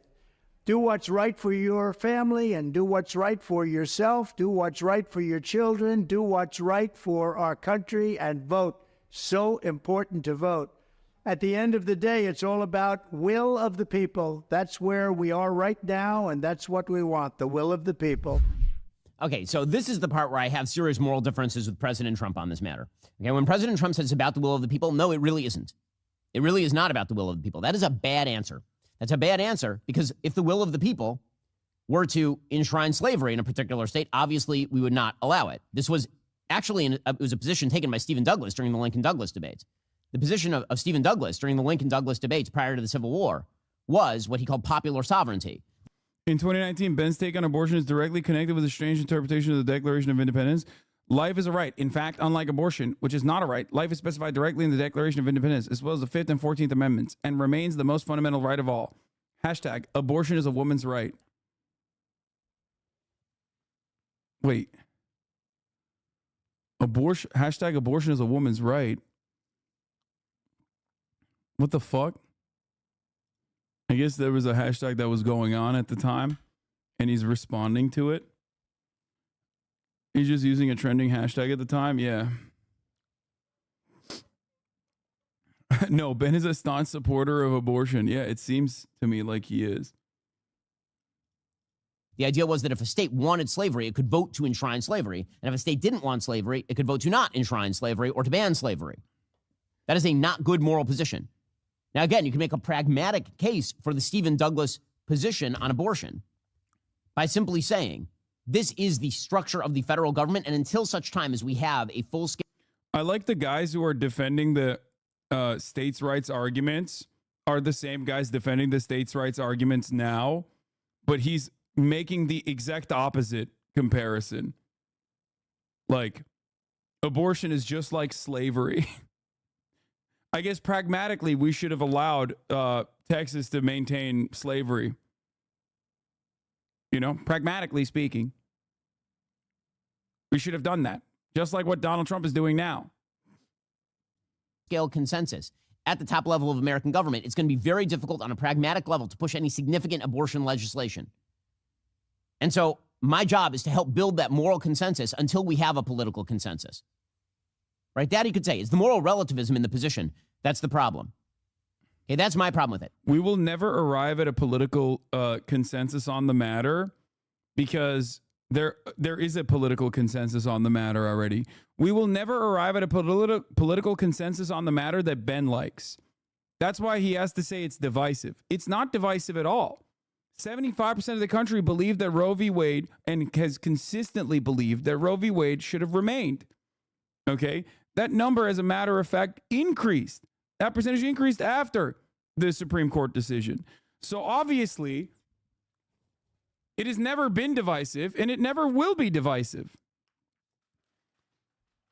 It's just divisive if you want to make it seem like there are both sides of this issue. It is such an unimaginably, undeniably undemocratic thing that the Republican Party did that they're suffering electoral consequences as a consequence of that, which is why Trump is taking a position that's different than abortion is murder, or rather, I guess, taking the opposite stance, which is some murders are allowed.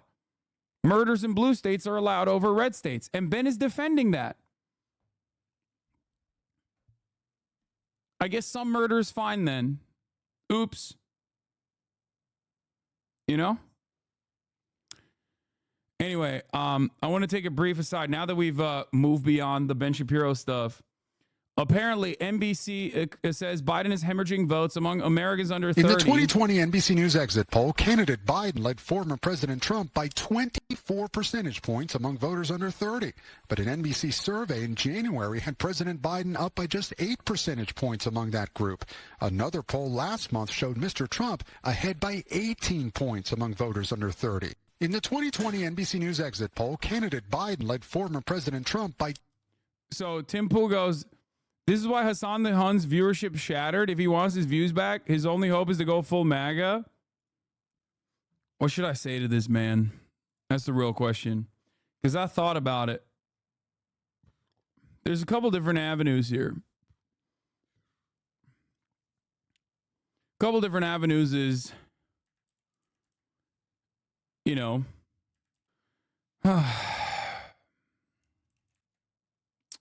unlike Tim Pool, I don't compromise on my views. Since October 7, my advocacy for Palestinians, a third of my community leaving, never to return.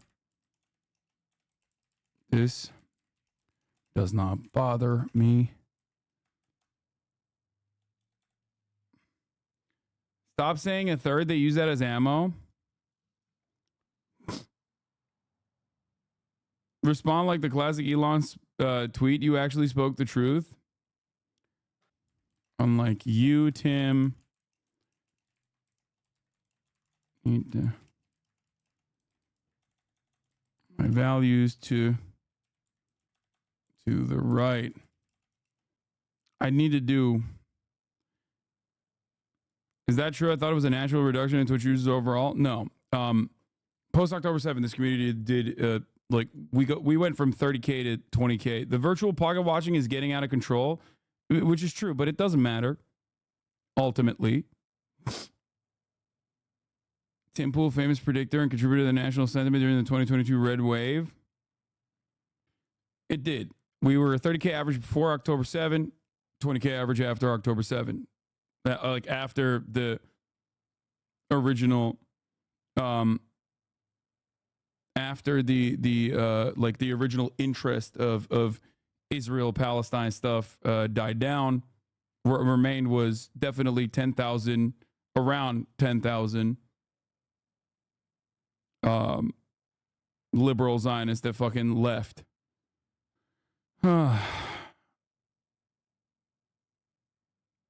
But, and everyone always fucking points to like a bunch of different reasons, but that is, as someone who is like, you know, pretty in tune with what the fuck's going on here, that's what it is. I'm happy staying. This plus minoxidil finasteride has given me the liberty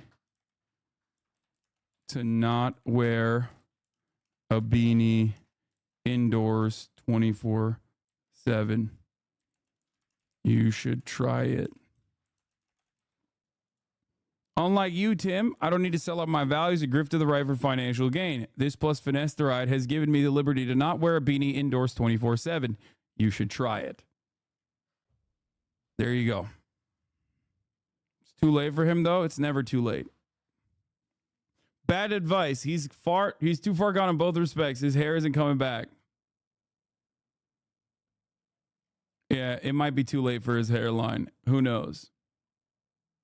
Bro, anytime we talk about view counts, there's like 1,000 people here that are like, hey, view counts is down across the board on Twitch. Like, Lyric has lost views, blah, blah, blah has lost views and shit.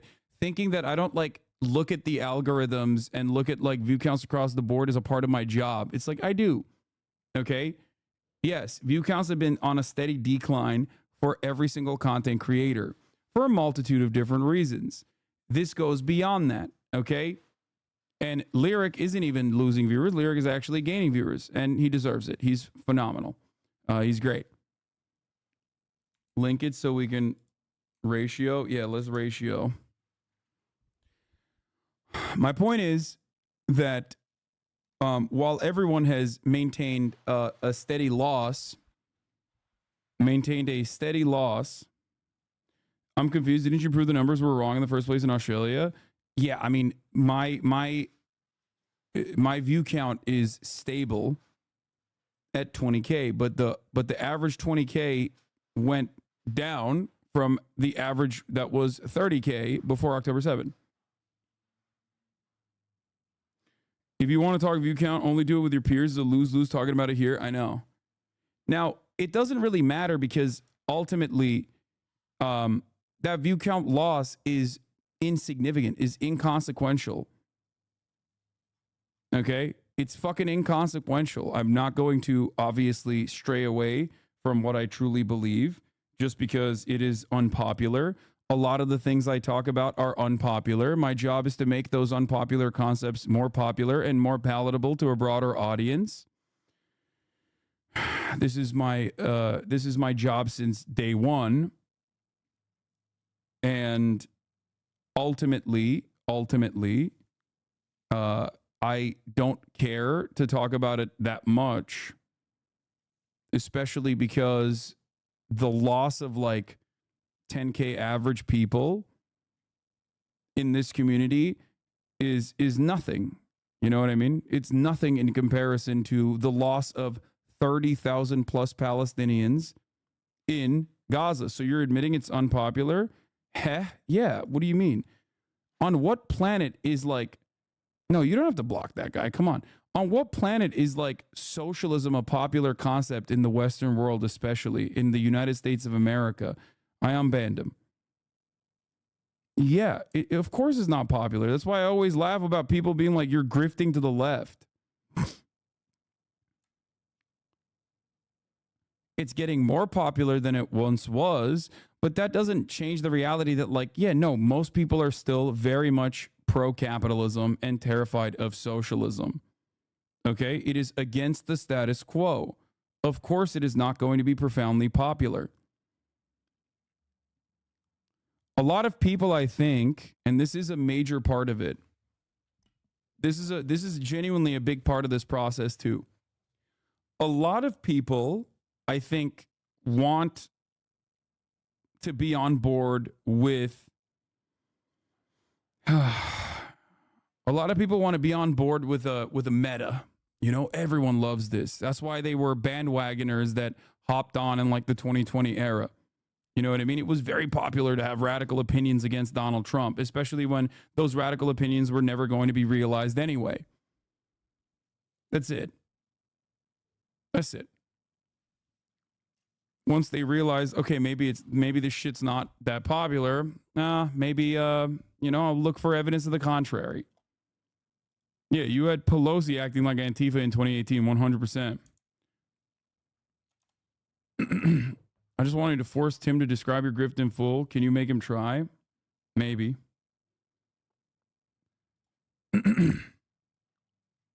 Sell some ads. Tim Pool made it on John Oliver before me. I'm going to start grifting to the right. Fuck it. I'm doing. That's crazy. Hey, yo. By the way, once again, penis reference, but also with an animal attached to it. Yes, of course I've seen the clip of Tim Pool getting his beanie fucking pulled off of his head. Definition of the word bigot. You are the oppressor! All right, have a good day. Bro, you come near me ever again, you won't have any teeth. You understand that? I understand. Don't fucking touch me. Come here. You wanna know why I fucking wear the hat? Yeah. So these motherfuckers can't fucking recognize me when I'm on the street. You wanna take a picture of me so that I'm easily identifiable? There's no photos of me. There's no photos of me. Bro, you literally have a camera on you. Like all the time. No, it's because you're bald, bro. It's fine. Like, he really needs to be more chill and more confident about his baldness. Without this, you came and you walk with the diction. Bald is beautiful, baby. He put the beanie on. Yeah, he put the hoodie up to be like, I'm gonna protect my beanie now. Do you see Gianmarco Cerezi posting a clip of yours and asking to come on his pod? I did not, but I like him. He's funny. Wait, where did he post it? Is it on Twitter? Where'd he post it? On Twitter? Where'd he post it? It probably expired. Oh, was it a story? Anyway. Gianmarco Cerezi is a comedian.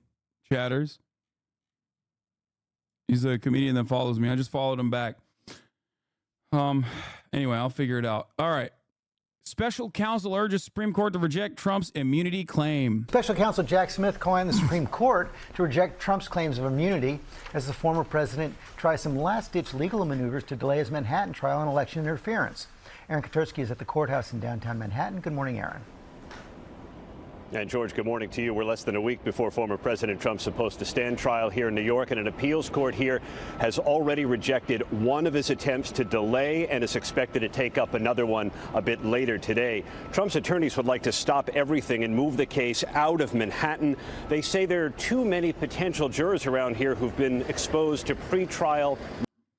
Can he wear what he want? Why are you, of all people, sitting and talking about him wearing a freaking beanie? Because he's bald and he's afraid of his baldness being exposed, chatter. That's it. Why are you defending Tim Pool? Is this Tim Pool?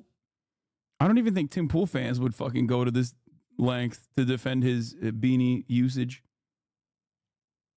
Negative publicity. Prosecutors say Trump should have nothing to complain about, though, since much of the publicity is his own doing.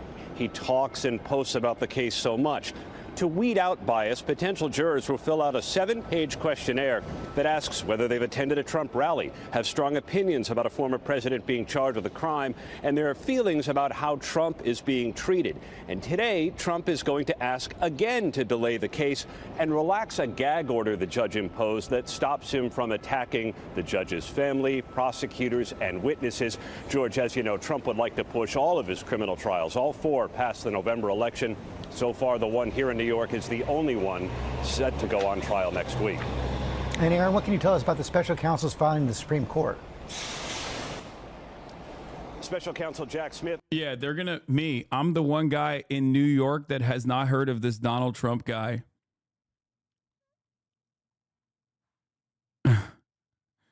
Oh, what? Who's this Trump guy? I'm willing to listen. Says there's nothing in American history, the Constitution, or even policy debate to suggest that a former president cannot be held criminally accountable, that no president has ever been prosecuted before is not because he's immune. Jack Smith says it reflects the unprecedented nature of Trump's alleged conduct. George. Okay, thanks. It's been our chief legal analyst, Dan Abrams. We're seeing all these last-minute maneuvers to delay the Manhattan trial. Any chance of success? Very, very small. At this point, it seems pretty clear that this case is moving to trial. These issues have been litigated. Wait, the Trump, the real estate developer who was on Home Alone? What happened? Did he do something? Wait, you're fired, right? That's the guy, the television guy. He was an actor. He had his own TV show. See? I'm ready for it. Yeah, the real estate guy, he had a casino. What happened to that? They've been addressed, and I think that the chance that this isn't going to begin on Monday is very small. So then Monday, the courthouse opens. What are you looking for? Well, the first thing I'm looking for is jury selection, right? You heard Aaron there talking about the sorts of questions the jurors are going to be answered. But it's not just the big picture ones, like have you been to a Trump rally? It's what media do you watch? Where do you get your information? They're going to be little subtle questions that are going to be able to tell these lawyers a lot about these prospective jurors.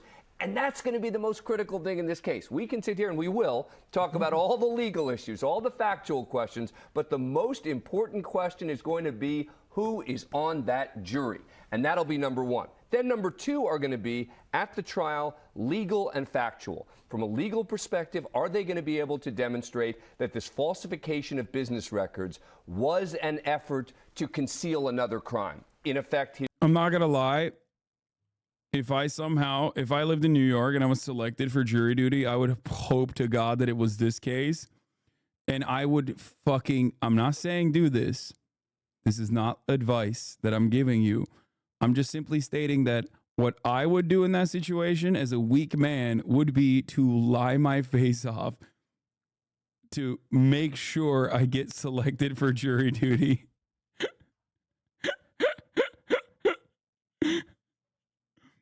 I'm just saying, I would literally be like, Trump? Who is that guy? What is he? Is he the president? I mean, I'm unsure.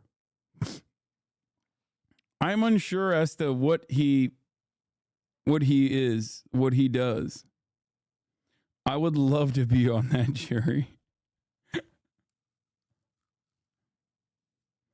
You tank the case as a mistrial?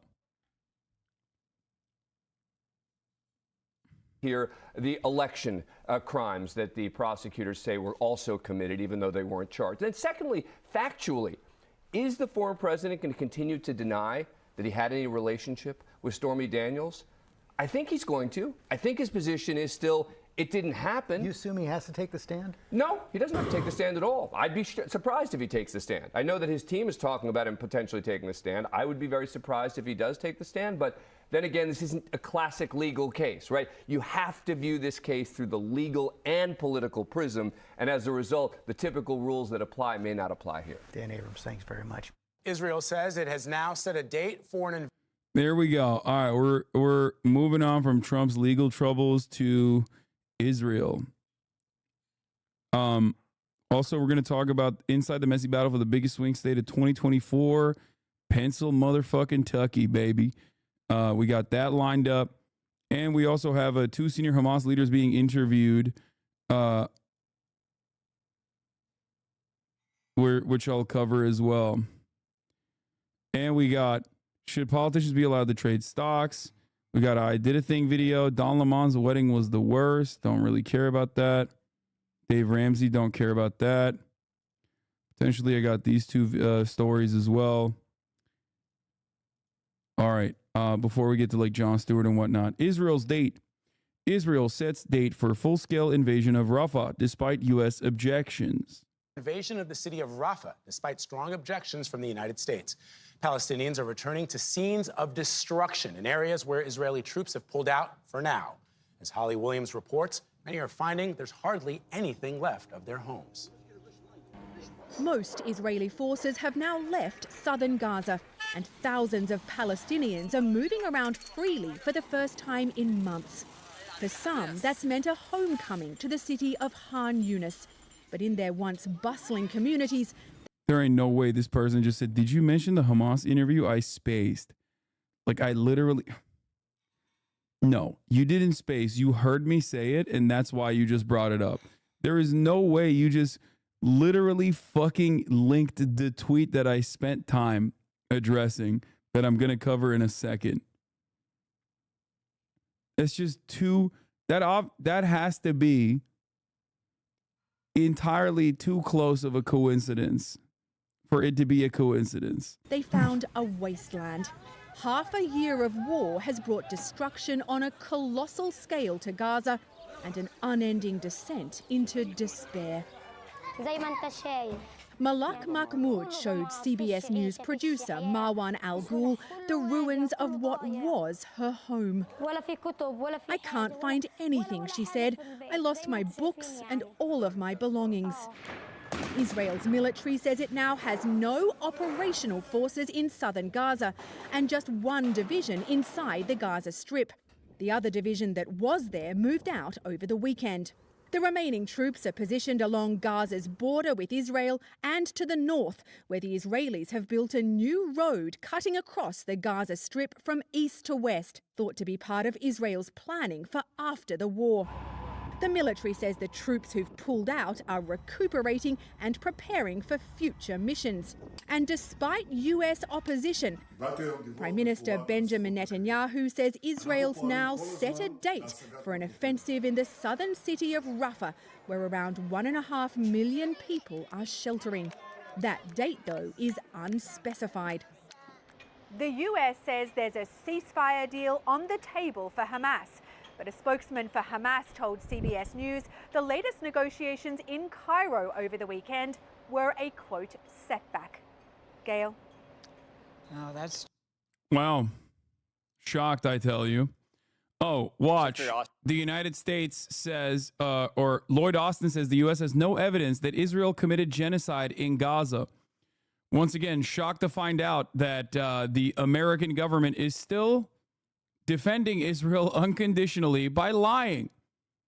Because we are also genocide heirs. We have to, no matter what, we have to just be mentioned in history as those who did not simply look away when our ally was engaging in ethnic cleansing, but instead defended it unconditionally, uncritically, supported it, gave it weapons. We are the bad guys. Okay? We are the bad guys. Make no mistake. Austin, thank you for acknowledging in response to Senator Wicker that Hamas committed war crimes on October 7th and has been committing them every day since by using human shields. I want to address what the protesters raised earlier. Is Israel committing genocide in Gaza? Senator Cotton, we don't have any evidence of genocide being created.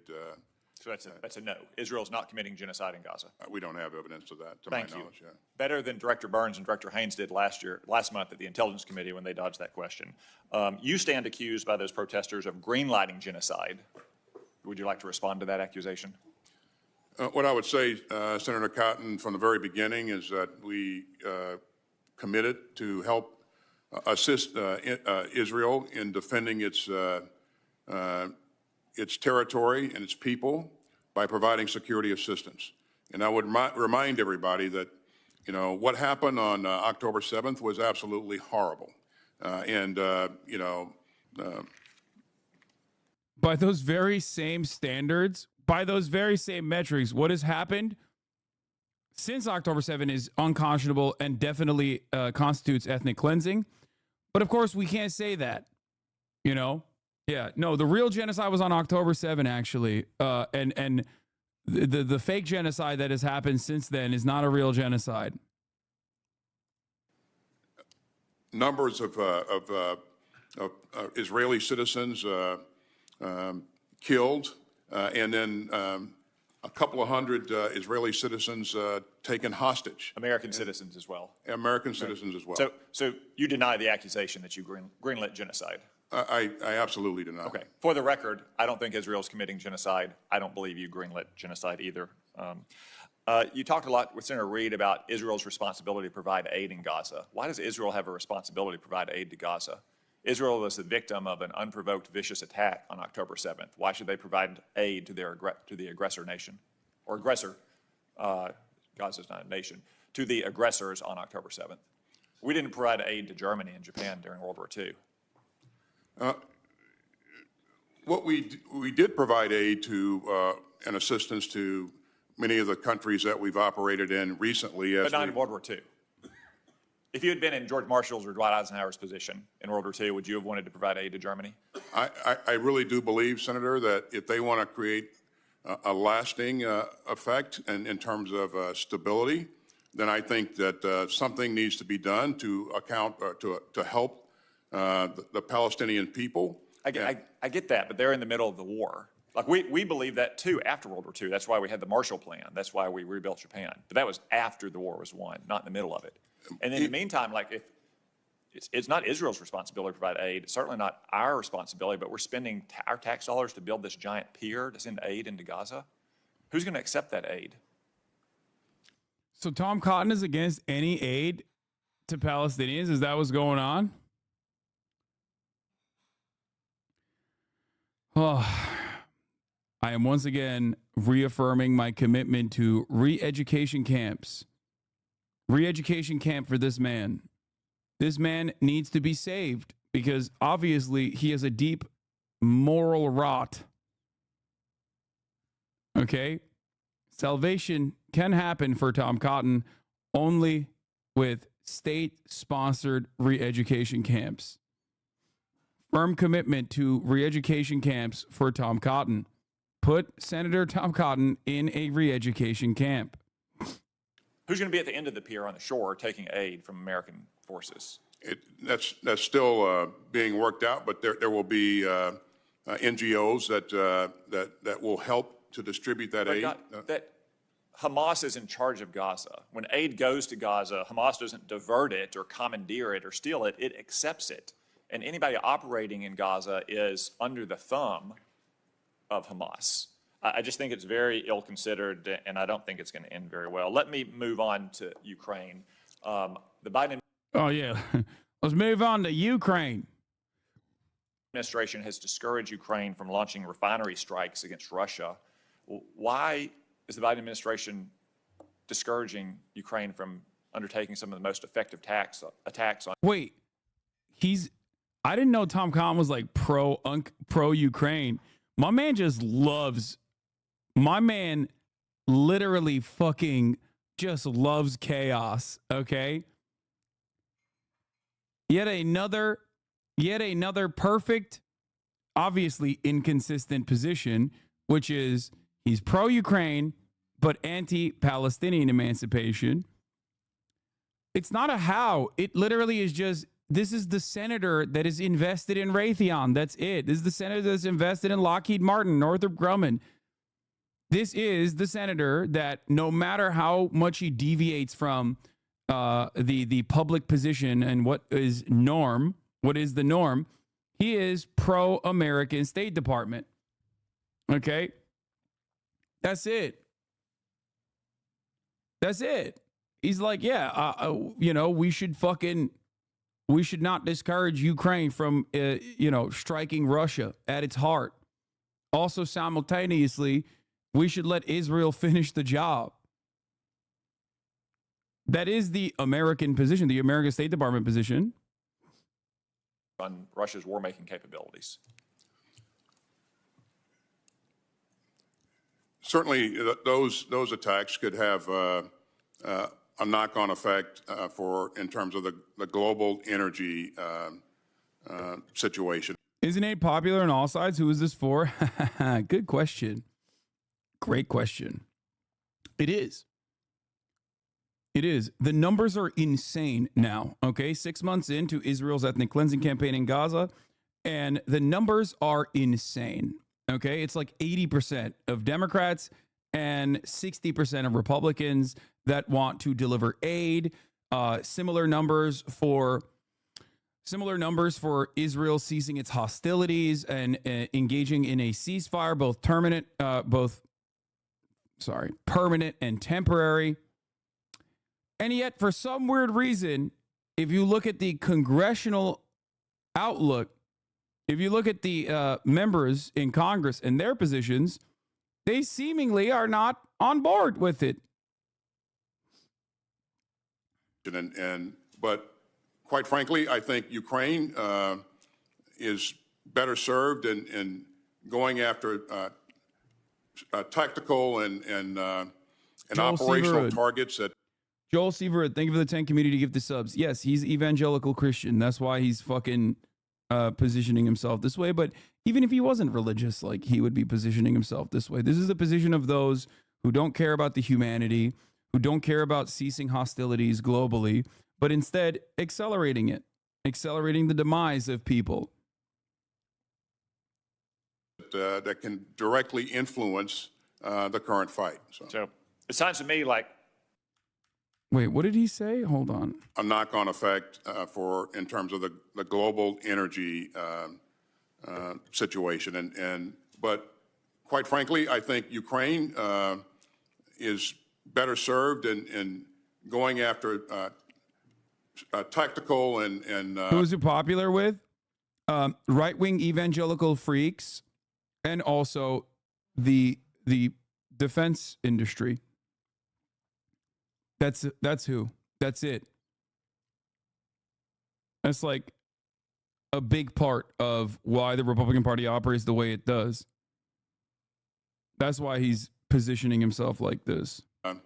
And operational targets that. What's Assange's position on Russia-Ukraine? Russia has committed an unjustifiable act of war by invading Ukraine. Russia needs to cease its hostilities instantly. Russia needs to withdraw its troops from Ukraine, and that I still do believe that inevitably the cessation of hostilities is going to come with a reoriented version of the Minsk agreements.